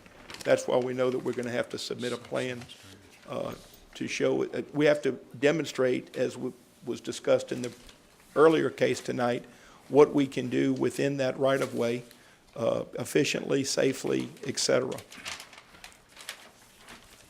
Do we have a design yet? There is a design right now. They do have open ditches along Planche Boulevard. What we calculated, there needs about 69 feet with their design they have right now. But with that said, there is other designs that they can use prior to open ditches, and or maybe they could drain it a different way. But as long as they meet our ordinance and they fit all their infrastructure within that 60 feet, we don't have any objection to Well, it. if we approve the waiver tonight, then they don't have to do anything. That's not what I What- suggested. say- I don't, no, that's not what we're agreeing upon. Subject to the Department of Engineering's approval. Can we do a conditional waiver? If required. If it's required. Well, the regulation, correct me, Jeremy, if I'm wrong, but the requirement for a boulevard is an 80-foot width. Correct. And the plans currently show a 60-foot width. Correct. And that's what you were saying earlier. It at least appears that a waiver is going to be warranted as it's currently designed. Correct.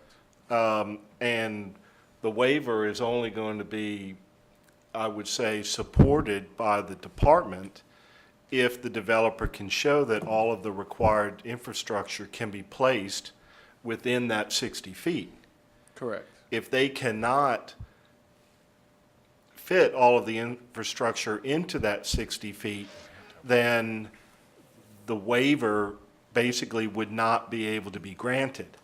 So, Mr. Matthews, you're asking, can the commission grant a conditional waiver? Well,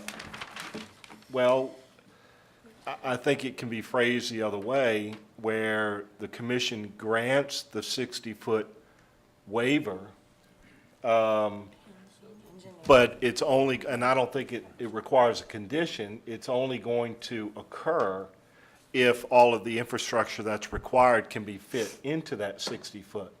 If it cannot, then they're going to have to do more than the 60-foot or redesign the boulevard. Isn't that placing it a condition? Well, but I mean, maybe. we're going to grant the waiver, and if we grant the waiver, then they have the waiver. Well, I think that perhaps you may want to consider as a commission rephrasing the waiver to say that a waiver is approved up to 20 feet, let's say, depending on how much width is required to fit all of the infrastructure that the regulations provide or require. Does that make sense? In other words, if it's determined that the infrastructure can all be placed within a 62-foot right-of-way, then the commission has approved a 62-foot right-of-way as opposed to an 80-foot. Okay, with all due respect, I don't see the difference between what you're saying and a conditional waiver. I don't see it. You're probably right, but I don't see the difference. Mr. Chair, Well, and I understand your point, Mr. Matthews. Mr. Chang? could I try to offer a comment just Certainly. to help? Two things. Perhaps if the waiver were granted, but subject to our compliance with the regs as to the 60-foot right-of-way, which means, yes, the waiver is granted, but it's clearly going to only be subject to what we can do. If not, I mean, we have the ability, I believe, to do a non-boulevard entrance there because we have two access points to this subdivision. That's correct. So, with all due respect, wanting to do a boulevard is something the developer wants to do as an extra. If we can't demonstrate to your staff that we can do it right, safely, I mean, all of the good things that I know this commission is trying to ensure, I understand that.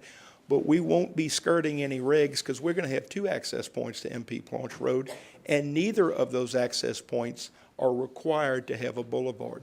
So I would say a waiver of the 80-foot requirement, but subject to submission of an appropriate plan that meets staff approval. Why don't we just not put a boulevard there and save everybody a lot of headache? May I answer that? Yeah. We think the boulevard is a good aesthetic thing, but it also can be a very good safety item because it creates separation between cars turning in and cars going out. So I think there is some benefit to having a boulevard if it's possible. We would like to try to do one. But the safety concern is not there on the other entrance. That's correct. We're not putting a boulevard there. But the waiver would be subject to meeting the conditions solely. If the conditions are not met, there's no waiver. If the conditions are met, then the waiver would be granted. That's correct. Okay. So that's absolute then. Okay. Okay, So now, just to get clarification, going back to Martha's motion, the motion was made with Commissioner Casabon. Just to clarify, the motion you made was with the waivers and with the amendment relative to 2D1 traffic, correct? And that was seconded by Commissioner Willie. So Commissioner Lauren, you have a comment? I would imagine if you were to put all of this that we've discussed into the form of a written motion, it would be 15 pages long. by it'll be now. like it'll be like 3 paragraphs. I You would guys are make like a- jumping all over the place right now. I would respectfully request that we've been talking about 3 or 4 different items, that whenever we get ready to vote on them, let's vote on them individually. I can't see saying you Okay. got to vote for the whole package.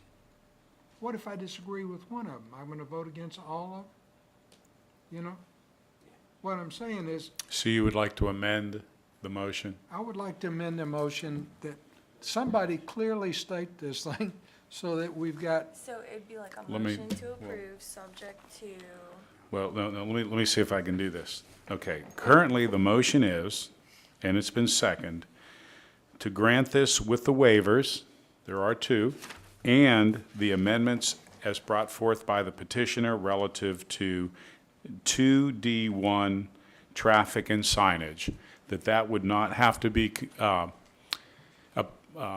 complied with until such time the DOTD requires it. So that's the current motion, second, that's on the floor. Commissioner Lauren would like to amend that motion by breaking it into the three sections. The motion would be, we vote on the first waiver separately, it would need to be second, we vote on the second separately, and we vote on the amendment as defined by the petitioner relative to 2D1. Martha's motion was All of it. without the first waiver of the driveways on the corner lots. that's my point. Am I right? Okay, I'm just making sure I'm listening, because that's what I'm supposed to do. What I'm saying is we've got the driveway. Okay. Okay, I'm Let's- just making sure that we're all on the same page. Due to the safety. So Martha's motion then is only the motion, only the waiver is defined under 40-100.02, which is the only one that's in here. Okay. At this point, I couldn't tell you what She's, No, I read- her okay. motion is to grant approval, not without approving, Her motion is to grant approval of this with the amendment. right. That's it. Right. No, no, no, no. What is it? Okay, The first No, wait, waiver- excuse me, point of order. If she did not want to grant it, only the commission can put it in. Therefore, what is written, there's only one waiver that is written on this piece of paper, and that's under 2. The other one is not before the commission. The commission didn't put it in. Commissioner Casabon did not add it in, so I can't say, well, I'm not going to approve this. It's not even in front of us. If she doesn't add it in, then it doesn't exist in front of this commission. What exists right now is one waiver requested under section 40-102. It's the only one in front of us, plus the petitioner asked for a traffic and signage under 2D1 to be amended. That's the only thing, and that's what Commissioner Casabon said she was put in front of it. The fact that she said, I don't want to put something that doesn't exist in front of us is not required.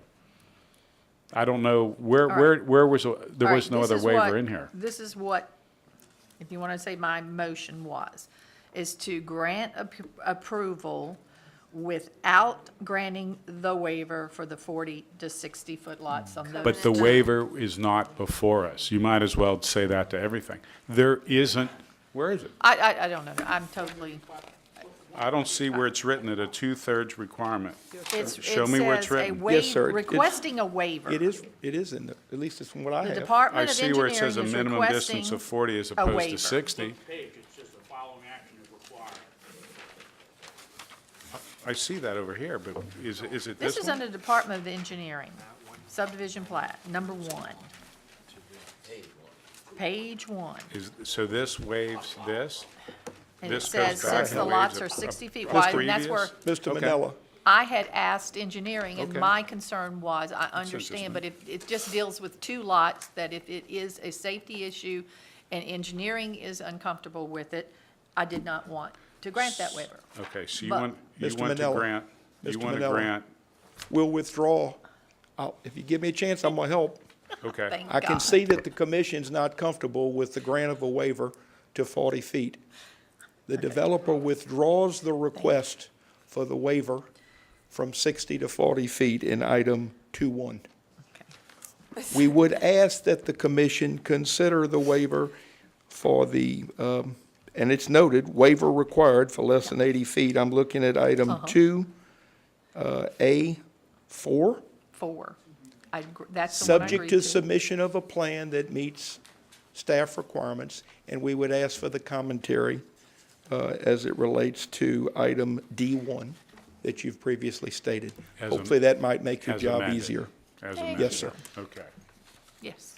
And that's And what I have. that's the is- motion that Commissioner Correct. Casabon has put forth. And then, subject to the developer requesting whatever comes out of the Department of Transportation, whatever that requires them to do. Right, and and that was- that's what we have for 2D1 as amended. Correct. Okay, and that was seconded by Mr. Willie. Okay. Is there any further discussion? No, I just had one comment. I still feel bad. I remember this coming back to us when we did do it, how many years ago? And I just wanted to assure the commission and the people here that drainage was one of the biggest issues, and the second biggest issue was the traffic. And I don't know if y'all have privy to, I was just reading about the size, or if you understand about the 25% reduction is required, that the size of the ponds is like 3.5 acres, and it holds, I forget how many, I've lost my notes or whatever, but the drainage, we did look at this very carefully because where it was, and with the river on the other side, and I do remember that we talked about where that drainage would go, and it was toward the front ditches and into the stream. And I can remember us having a lot of discussion on that years ago. So I just wanted to, it's not that we're brushing this off and not listening to y'all, it's just that we have I remember looking at this and the drainage plan and stuff, so. I would like to piggyback on that. Sure. Is the hydrologic study also took into account the, everything south of MP Planche Road, including the existing homes there, existing lots, and then also the development itself. Took that into account when they did the drainage study, and they also added a 10-foot drainage servitude in between those existing lots and the northern boundary line for this development to alleviate drainage concerns that are already existing. So I think that may help with the standing water in your yard right now too, ma'am. I found it. It says surface area, correct me if I'm not right, is 3.48 acres, and then the storage acreage is like 14.5, which means that's the amount of acreage that this pond site can drain. Is that correct? I mean, can either detain it till it can run off or holds it. Correct. Thank you. I remember. Great. So we have a motion by Commissioner Casabon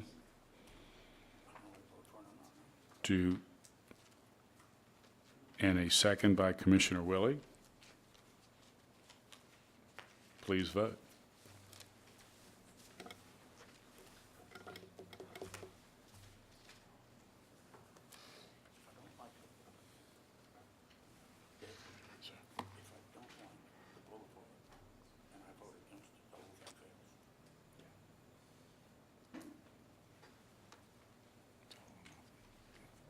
But they might not need the boulevard.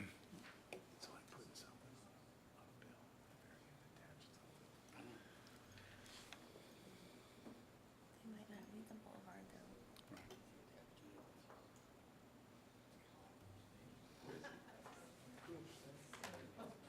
So it's denied. I don't like the boulevard. Motion's denied. Final subdivision review. SD 02-07-019F. Wadsworth Ward 4, District 5. Developer owner, the ASBE Fund and Wadsworth Estates LLC. Engineer, GEC Incorporated. Parish Council District Representative, the Honorable Marty Gould. Postponed at the April 14, 2015 meeting. Developer requests postponement until the next meeting. Staff? Any further comments? The developer wants it postponed? We have no comments and no objections. Is there anyone from the public wish to speak in favor of the postponement or in opposition? Hearing none, I close it to the public. I bring it to the commission. Commissioner Dougherty. Yes, I would move to postpone till our June meeting per the developer's request. Motion by Commissioner Dougherty to postpone until next meeting. Second. Second by Commissioner Matthews. Is there any further Discussion? Hearing none, please vote.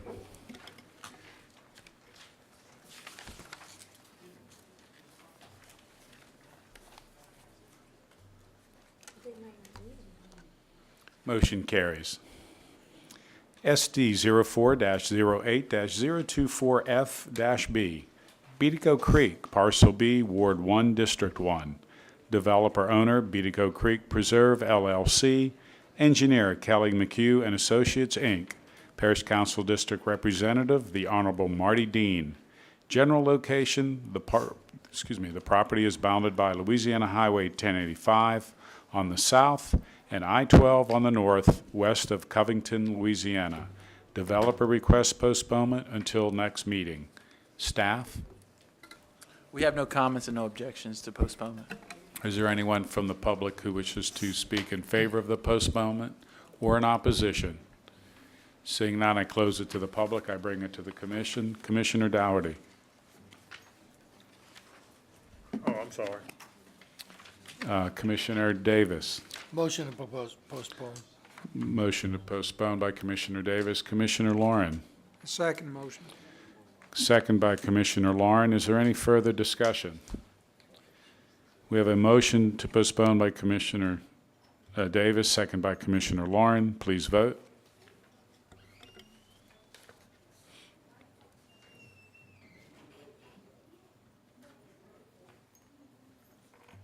Motion to postpone carries. SD 07-04-008F1, Spring Lakes, Phase 1, Ward 1, District 3. Developer owner, Lonesome Development. Engineer, Richard C. Lambert Consultants, LLC. Parish Council District Representative, the Honorable James Red Thompson. Staff? Periodic inspections have been made by this office during construction, and the final inspection was made on May 1st, 2015. The inspection disclosed that all asphalt roads are constructed, road shoulders are constructed, and the roadside ditches are functioning. The following minor uncompleted items existed at the time of the final inspection and will be completed before the plats are signed. Subdivision plat, revised dedication to private, show typical section of paver and concrete entrance, remove parish from restrictive covenant number 4, remove striping detail along Tantilla Ranch Road and Highway 1077 intersection, show typical section, location, and all servitudes for pedestrian walkway, need developer signature. Paving and draining. Show typical section, location, and all servitudes for pedestrian walkway. Label culvert size and type at all ditch crossings for pedestrian walkway. Show all drainage servitudes. Show typical section for boulevard, roadway, and paver concrete entrance. Show paver area on plan. Fill and grade median at entrance. 4-foot shoulder is needed at northwest corner of Sawgrass Way and Sawgrass Loop intersection. Plan does not reflect field condition for paving drainage of the area east of Sawgrass Way and Sawgrass Loop intersection. Need culvert schedule, sewer and water. Provide Tammany Utilities with a set of as-built plans. A letter of acceptance and responsibility for perpetual maintenance and operation of the water and sewer system has not yet been issued by utility provider as required. The staff recommends approval of the proposed final subdivision request, subject to the developer complying with all comments and no plats to be signed until all items are satisfactorily completed. General need-based test results, need concrete and asphalt test results, need floppy disk, our latest format, need approved recreational plan by Department of Development, need unlimited work order, need signage as built, construct all head walls as called for in drainage and grading plan. Ditches need regrading and culverts cleaned of sediment in multiple locations. Need resolved to roadside ditch along Tantilla Ranch Road, see attached. Need street name signs, need traffic signs, need blue reflectors at fire hydrants. A special requirement, a resolution to the attached interoffer memorandum dated February 12, 2015 must be reached before the plats can be recorded. Note that additional Tantilla Ranch Road right-of-way may be required to be shown on the plat to be recorded. Should the Planning Commission approve the request for final approval, a warranty obligation will be required for the infrastructure in the amount of $49,500 for a period of 1 year. The staff recommends approval of the proposed final subdivision request, subject to the developer complying with all comments and no plats to be signed until all items are satisfactorily completed. No mandatory developmental fees are required since a public hearing was held prior to January 1st, 2005. The Department of Planning and the Department of Planning have no comments. Good evening. Jeff Shane of the Jones Fussell firm in Covington. I represent Lonesome Development, which are the owners and developers of Spring Lakes Phase 1, for which we seek final approval this evening. We're in full accord with all of the staff comments. The only thing that we would ask that you consider in granting this approval, if you see fit to do so, would be with regard to Special Requirement E 1. And we understand that the ditch work, this is some additional ditch work that's being required along the west side of Tentilla Ranch Road. We would ask that the plats be signed and recorded, A, when the work is completed, or B, when we submit a satisfactory performance bond to the staff. They have not had a chance to see the pricing that my engineer has done this afternoon to do this ditch work. If it's not easy to get the ditch work done before the plats are signed and recorded, we'd like to put the bond up. We believe that bond amount will be approximately $17,500. So with that one request, we would ask for approval, subject to that additional condition. If any of you have any questions or comments, I'll be glad to respond at the appropriate time.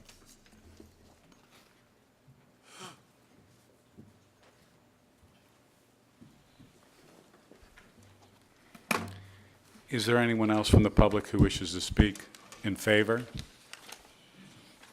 Anyone opposed? I close it to the public and I bring it back to the commission. Commissioner Matthews. Jeff? I first would like to apologize to you. We've been having some discussions up here on a previous motion, previous case, and I apologize. I have not been listening to you the way I should have. And if you'll... No apology? Well, Thank you for saying I so. shouldn't have. But I may make some comments now that you've already addressed. Sure. And please forgive me for that if I do. On B1, on paving and drainage, there's a requirement to fill and grade the median at the entrance. Has that been done? Yes, I believe. It's partially done now. They've been laying pavers, so we couldn't get on it until they got the pavers finished. If you're going to be answering questions, could you please come up? I He appreciate said it. that it has been in part done. It is not completed yet. When do you expect that to be completed? How much time? And why hasn't it been completed? They've been laying.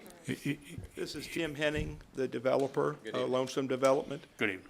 Who knows a little something about this. We've got the boulevard going in, and they've been laying pavers on both sides. So for about the last 2 weeks, we just haven't been able to get in there because we didn't want to disrupt what they were doing.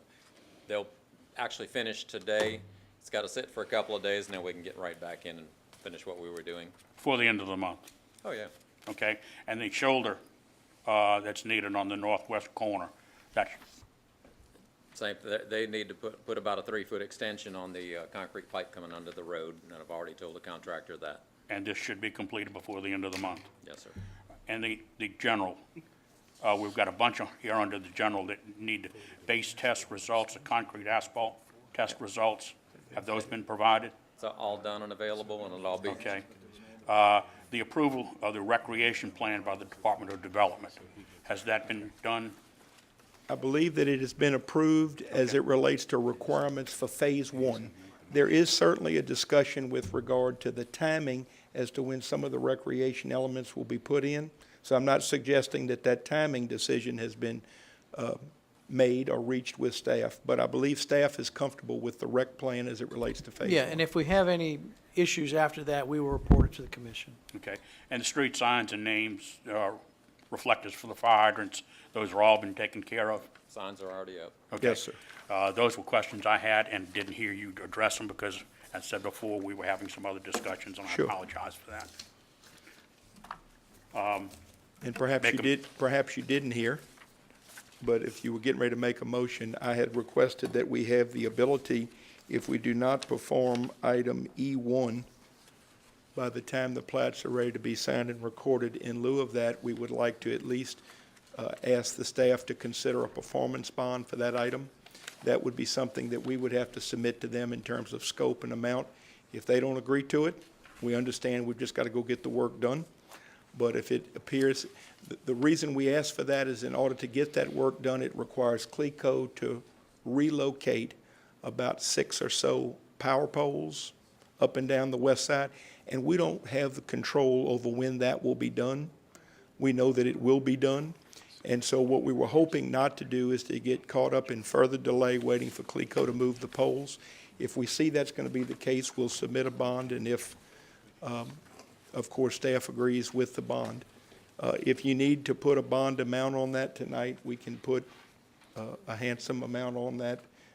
I will tell you, it's not really fair to Mr. Harrison because we haven't given him any numbers, but I had my engineer, Frank Zimmer, who's with me this evening.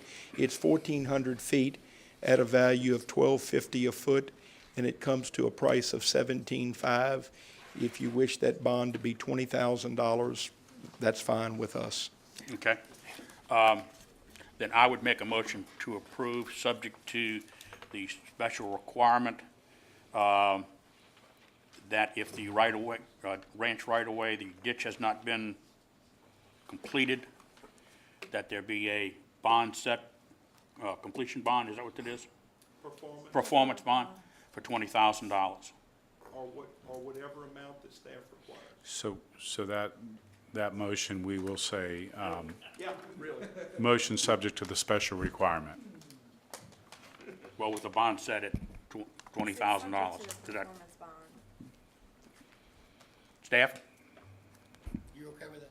are you all right with that? I like Mr. Shane's proposal, whatever we require. As required? With the special amendment, is bond as required? We're fine with that. Okay, bond That's as fine. required, because there are specifications as to what that bond would be. I'll second that. So moved. Second by Mr. Davis. So we have is there any other discussion relative to this particular case? We have a motion by Commissioner Matthews to approve subject to the special requirement for the performance bond as required. Second by Commissioner Davis. Please vote.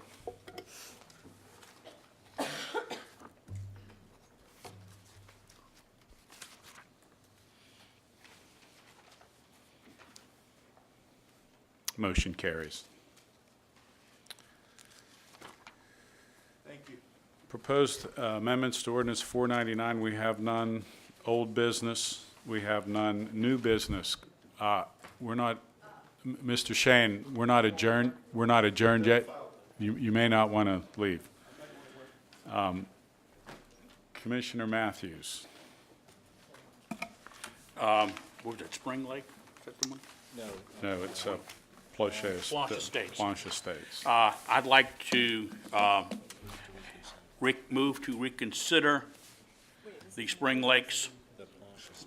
I'm sorry, Planche Estates. Planche Estates. I have the Spring Lakes map, that's why. I'll second that.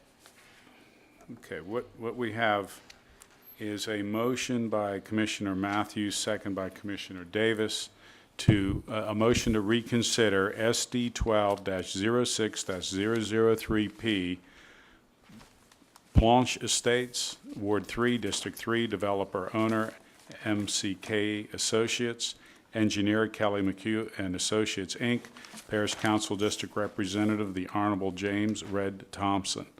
Now, under this particular, what the requirements are, the only person that can make that motion is Commissioner Matthews because he was with the prevailing party. It failed.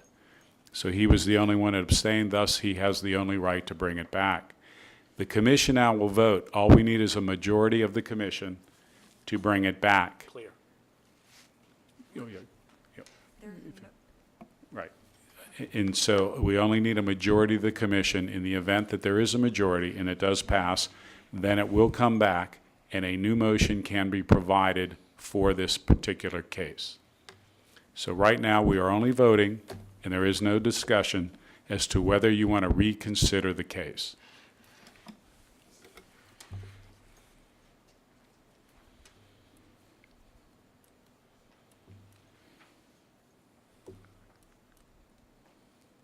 The motion for reconsideration is approved. At this point, any commissioner can put forth a motion relative to this particular case.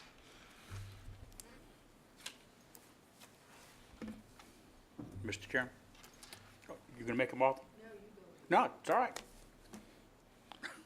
Commissioner Casabon, would you care to make a motion? Okay. Counsel? Thank you, Mr. Chairman. I would just like to make a comment because I believe that perhaps there was a result in the previous vote on this particular case related to the parish regulations concerning boulevards and the widths of those boulevards. And I just wanted to advise the commission that under our subdivision regulations, and this case is somewhat unique because the subdivision is proposing 2 entrances, okay, on Planche Road. As you know, in this parish, typically a new subdivision will have 1 entrance. Okay, that's the norm, if you will. In this particular case, this subdivision is proposing 2 entrances. A subdivision that typically has 1 entrance, if you will, requires that it be a boulevard entrance. And our reg also says that the boulevard shall have an 80-foot width, okay? In this subdivision, you have, like I said, 2 proposed entrances. Well, since there are 2, there is no technical boulevard requirement. What you've heard, I believe, from Mr. Shane is that the developer would like to identify the entrance closest to Highway 25 as its, quote, main entrance to the subdivision, and if possible, make it into a boulevard. But under our regulations, it is not required to be a boulevard. So that's why you see the plat showing 2 entrances with 60-foot widths. So technically, no boulevard is required at all. Boulevard meaning having a median between the travel lanes. So the 60-foot width is permissible under our regs.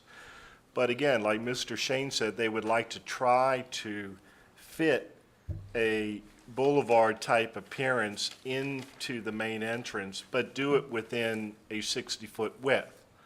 Well, the problem with our regulations in that case is when you call something a boulevard, then our regulation or definition of boulevard kicks in that says boulevard shall have 80-foot width.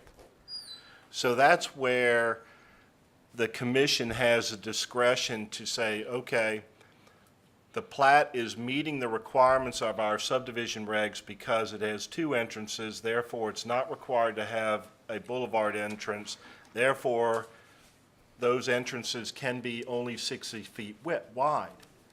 But what Mr. Shane has been, I believe, suggesting to the commission is that affording one of those entrances with a boulevard appearance would be aesthetically pleasing, not only to the subdivision itself, but to Planche Road at the subdivision entrance.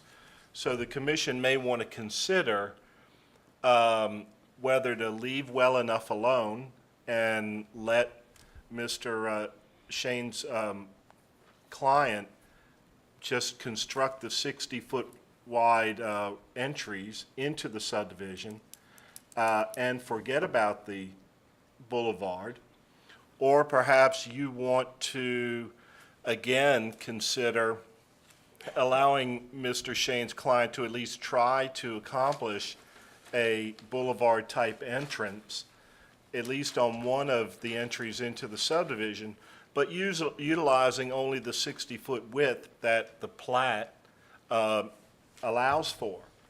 And to the extent that they may be able to fit all of the parish-required infrastructure within that 60-foot, plus some version of a boulevard appearance, well, so be it. But should they not be able to, well, then, of course, they're still able to create a 60-foot wide entrance into the subdivision under our regulations. Hopefully that helps. So what you're saying is they don't really need a waiver. They can put their 60-foot entrance.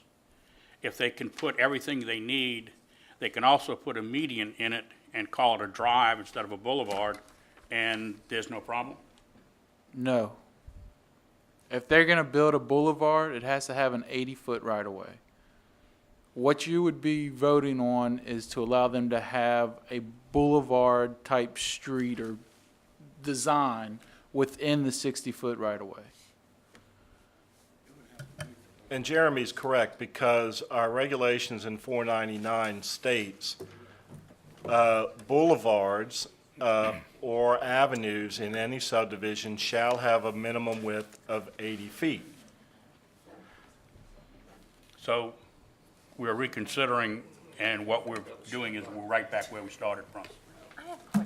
Well, but you can still approve the preliminary approval of the subdivision without addressing the suggested waiver for the boulevard at all. And if Mr. Shane's client would like to seek that waiver at a later time, once he has fully designed the entryway into the subdivision, then he would be able to do that. But should he choose not to do that, he can still move forward with his project So we would, subject to the commission's approval tonight. we wouldn't have to grant a waiver tonight, Wait a minute now. and if before final, they come up with a plan that is acceptable to staff, and staff tells us that, then we could approve that? Is that correct? Mr. Shane, do you have a comment to make? Yeah. First of all, thank you for the motion for reconsideration. I think that there are two different situations, and I'll ask you, all of you, to correct me if I'm mistaken. Earlier this evening, you had a request for a waiver as it related to an 80-foot right-of-way for a boulevard entrance to a subdivision that I believe you granted. No, that wasn't an entrance. That was a boulevard within the subdivision. You had a boulevard within the subdivision that did not meet the 80-foot width requirement. Right. And that is because you have a regulation on your books that clearly states if you have a boulevard, you've got to have an 80-foot wide right-of-way.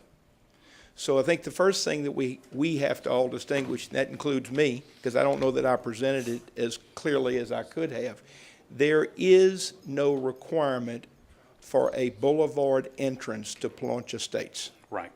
Understand that. That's very important. There is no requirement. In fact, if we have to revise the preliminary, we may come back to you with only one entrance that's 80 feet wide, that meets all of your requirements, but would not give the people in the subdivision and people in the area the comfort of knowing that we have a dual-access subdivision that promotes safety, it promotes less cars at one intersection at any time, all of the reasons we know that two is better than one. So the first thing I think we all recognize is that there is no mandated boulevard requirement for the Paunch. Staff, point of order, please. For the Paunch Road entrance. With that having been said, it's interesting now that if we wish to make the Paunch Road entrance a boulevard facility, your code says you got to have 80 feet. We don't own 80 feet. We wish we did, because if we did, we wouldn't be asking for the waiver. And we only suggested that if you would grant the waiver, it is our job, and we won't ask you to wait until final. We'll do it before we get the work order. If we can't submit a plan to staff satisfaction that a boulevarded entrance at Paunch Road meets all of the needs that you have for an access way to Paunch Road, then we understand we won't be able to do a boulevard there. Jeff, So it I'm not- seems to me that everyone has everything to gain and, quite frankly, nothing to lose. I'm not convinced that we can grant a conditional waiver. And if we grant a waiver, then, and I'm not saying that your developer would do this, but if we grant the waiver, then the waiver's granted. But it doesn't mean that I have the right to construct a boulevard there. I think that's what we're doing. We're waiving the 80-foot requirement for a boulevard. Let's see what staff, If Chairman. we go back to the preliminary subdivision staff analysis for the estates of Watercross, we said the engineering department agrees, provided that they fit all their infrastructure within that 60-foot right-of-way, and that's what the waiver y'all agreed to. So wouldn't that be It's the same condition. the same? Right, it has to meet those standards. Right. And if they doesn't, We if- basically give you the right for the waiver, provided they meet those standards. And if they don't meet that standards, then we're not going to give them a work order because they'll never have a set of approved plans for that boulevard. They'll have to change the design. But if we But it doesn't mean grant- they have If we to grant the build it. waiver, you guys have got to give them the work order. Only specific to what the specifications they gave are. Couldn't we have the same Specific subject engineering. to? Watercross is not an entrance. This is a whole different ballgame. What we're talking about here, if we grant the waiver Okay, that they can put a Right. boulevard, bring it to conclusion. You have one question, bring it to conclusion because we have other members. if we grant the waiver for the boulevard entrance, that it doesn't have to be 80 feet, then they can put a boulevard entrance in there that doesn't have to be 80 feet, and you are going to have to give them the work order. Only if they have approved engineering plans and the Department of Engineering agrees with it. I don't think that that's correct. Well, then they could just have a work order now without having any approved plans. No more. Can they do No that? more. Okay. But I'm gonna They offer, ant- I'll offer you. One a- second. Okay. A question was asked. Staff gave us their expertise response. Staff will be correct. Ms. Casbon. I have of staff in these instances that we are looking at, in that particular road, Highway 25. In your opinion, would it be safer to have a divided road entrance, one in, one out, and where it is divided, that's what I'm looking at. And I have a feeling y'all do the same thing. If you can fit it in, my understanding is if they do not meet our requirements, they would have to be approved through you for that boulevard or whatever, the entrance. Is that correct? Within that 60, if we granted the Only- waiver. If you grant the waiver, yes. Okay.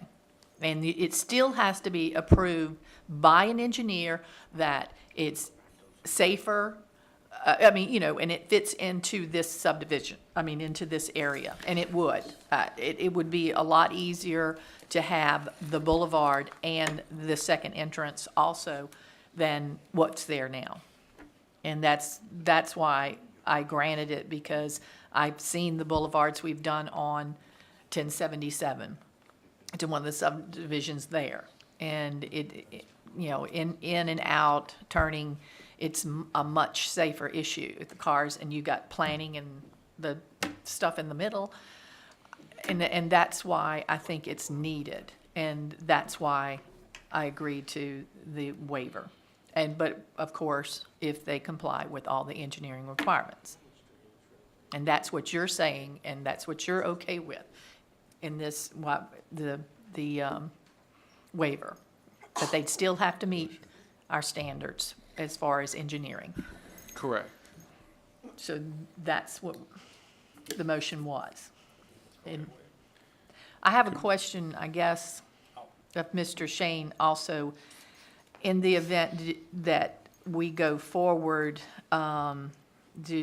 would you, if we're not looking at this particular item, that we go ahead and just vote on approval of the subdivision, if you were to pull the boulevard item? Or would you let us go forward and you just take it out on appeal, at appeal? Well, I certainly understand that I can take an appeal, but I would prefer not to, because I'm still not sure that what my client is asking for is going to hurt anybody. I appreciate the opportunity to answer your question. It would seem to me, unlike zoning, which you cannot condition, and Mr. Savant, correct me, I know you will if you disagree, but you as a planning commission have every right to condition your approvals. And the developer, the petitioner, can offer conditions. We often suggest that to mitigate a concern group with regard to needing more buffer, we say, okay, we'll give you a 50-foot buffer in the northwest corner of the plat. I will suggest that if you grant this waiver, we will stipulate and make a condition offered by the developer to be part of the approval that we will not construct the boulevard unless our plan for the boulevard is approved by engineering staff. That way you're not making a wholesale grant of waiver, and you don't have, I understand what you're expressing, and I really see it. What I'm telling you, though, is the developer, the petitioner, we will make the request that if you grant the waiver, it is clearly conditioned upon us submitting a plan. If the plan's not satisfactory to staff, we're not going to have a boulevarded entrance there. We'll have two 60-foot right-of-ways. Very good. Sound pretty good? Dave? Martha, no, excuse me, Martha still has the floor. Martha, do you have anything else to comment? No, just that, to make a motion that we approve with the waivers again. And The same. it is stipulated by the petitioner restricting what that Restricting the waiver covenant, would be, yes. that it has to comply with engineering specifications. And don't forget the traffic comment, though, Yeah, that you made earlier We'll have the, You're right. and the amendment on for 2D. traffic and sign for 2D1. Correct. Commissioner Lauren. I have a question really for the staff, if I might. I can understand needing an 80-foot wide right-of-way if you've got a neutral ground separating a length, let's say a block or 2 blocks.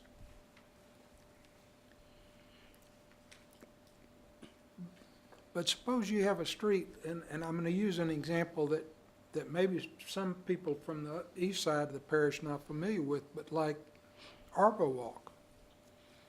The entrance to Arbor Walk. You've got an in and an out. But as soon as you get past the planting in the middle, it narrows back down to a 2-lane street. Is that a boulevard?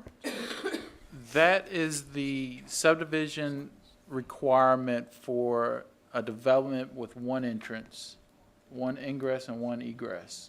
They are required to have an 80-foot wide right-of-way for 100-foot in length. And within that right-of-way, it needs to be a boulevard section. And the definition of boulevard would just be a median in between 2 opposing lanes, And it has to be how far? 80-foot wide. But how deep? Oh, by 100 feet. It has 100 to go feet. back, it has to extend from the road back 100 feet. Correct. Okay. So from your access road, 100 feet into the development by 80 feet wide. Okay, that answers my question. Thank you. And then also the median has to be a required width of 6 feet.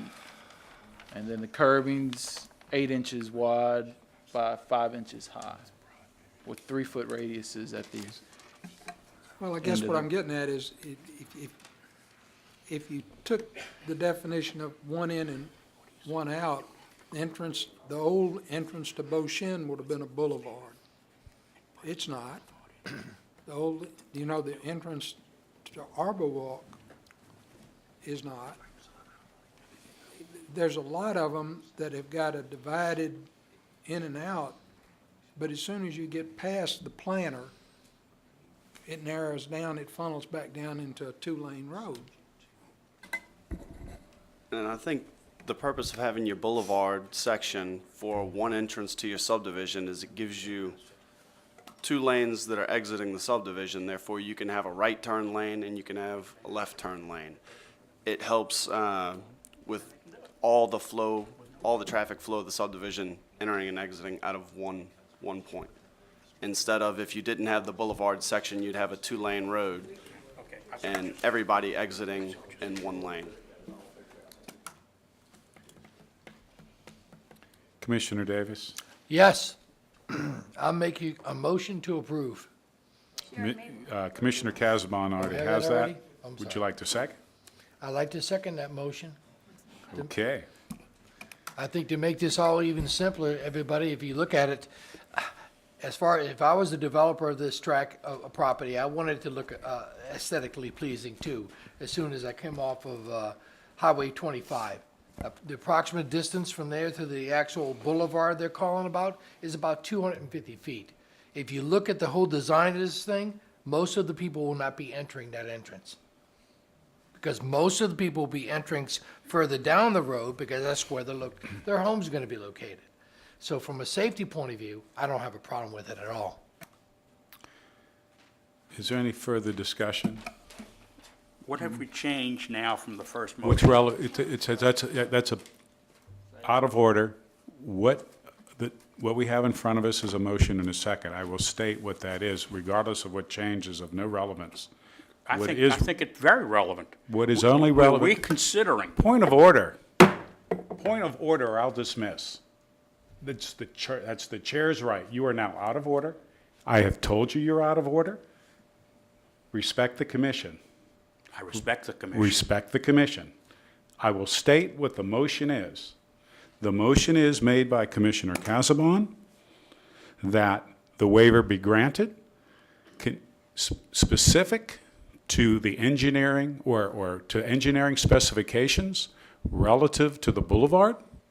Additionally, there's an amendment relative to 2D1 on traffic and signage for DOTD, that the developer comply when DOTD requests that they comply. Is that not the motion, Ms. Casbah? And that motion was seconded by Mr. Davis. I now ask for a vote.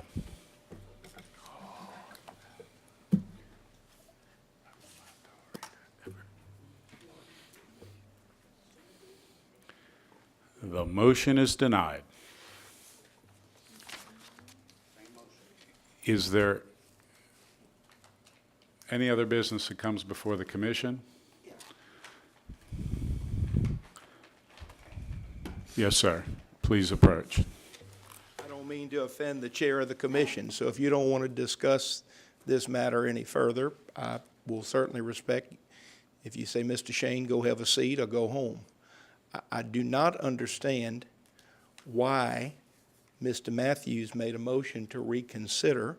We went through extensive discussion, and I tried to distinguish the fact that the developer, and wasn't maybe restated in the motion, but I couldn't have made it any clearer, that the developer was willing to condition the waiver on an approval by the staff of the design for the boulevard. And I believe that is the difference maker. And I think rather than having me appeal this and go to the council and perhaps even get a waiver of the 40 feet, which I withdrew earlier, I'm not trying to renege, guys, but I think that we are so close to getting this done, it's very frustrating. So, again, I realize you may say, Mr. Shane, all of us are frustrated and we're tired. But I think it was important that the condition that the developer put in the record be a part of the motion.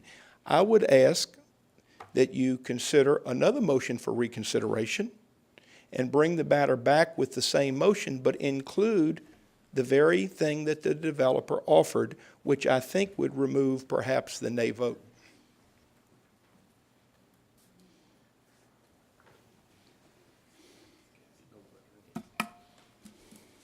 Commissioner Matthews? If we're willing to revise the motion to include that we're not granting the condition, but that the developer is voluntarily granting a condition, I would ask that we, again, reconsider the motion.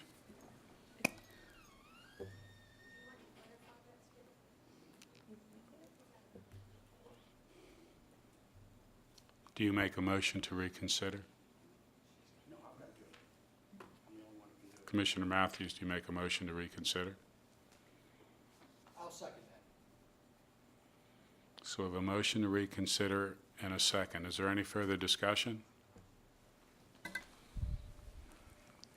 Staff, you would like to make a I comment? don't want to play devil's advocate here, but I know we had a lady in the audience that had opposition. She left. Okay. I can't. After a We were decision not was adjourned. made? Okay, We okay. were not adjourned. And that's unfortunate, and your point's well taken, but we were not adjourned. And obviously now for the future, we'll see whether a commission would like to reconsider things, and it would be to the public's interest to remain here until such time that the meetings are adjourned. So your point's well taken, though. So we have a motion by Commissioner Matthews to reconsider, a second by Commissioner Davis. Is there any further discussion? Hearing none, I ask for a vote.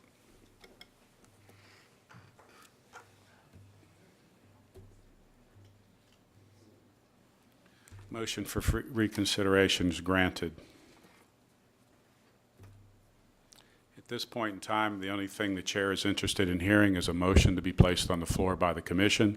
There will be debate by the commission, and we will vote on it.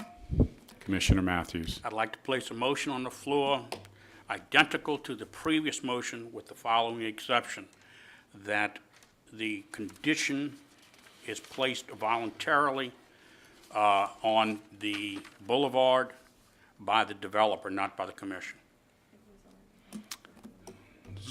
So moved. I need, clarify that, please. Explain what you mean by that. It's an approval with the. That- Excuse me. Let That, the motion make it. That we are not putting a condition on the waiver, that the condition is voluntarily being put on the waiver by the developer, not by us. I'll second that. We have a motion by Commissioner Matthews.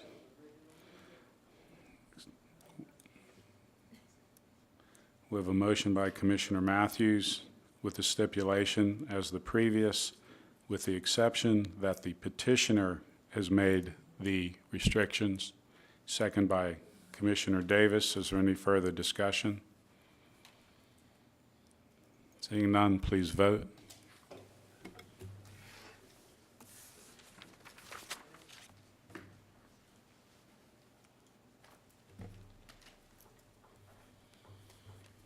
Motion carries. Is there any other business to come before this commission?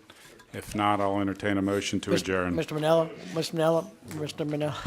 Chairman, just let you know, just to advise the commission, 2 months ago, we had that Algiers revocation case withdrawn, postponed indefinitely. They are now ready to come back, and we will have it on the agenda for the June 9th meeting.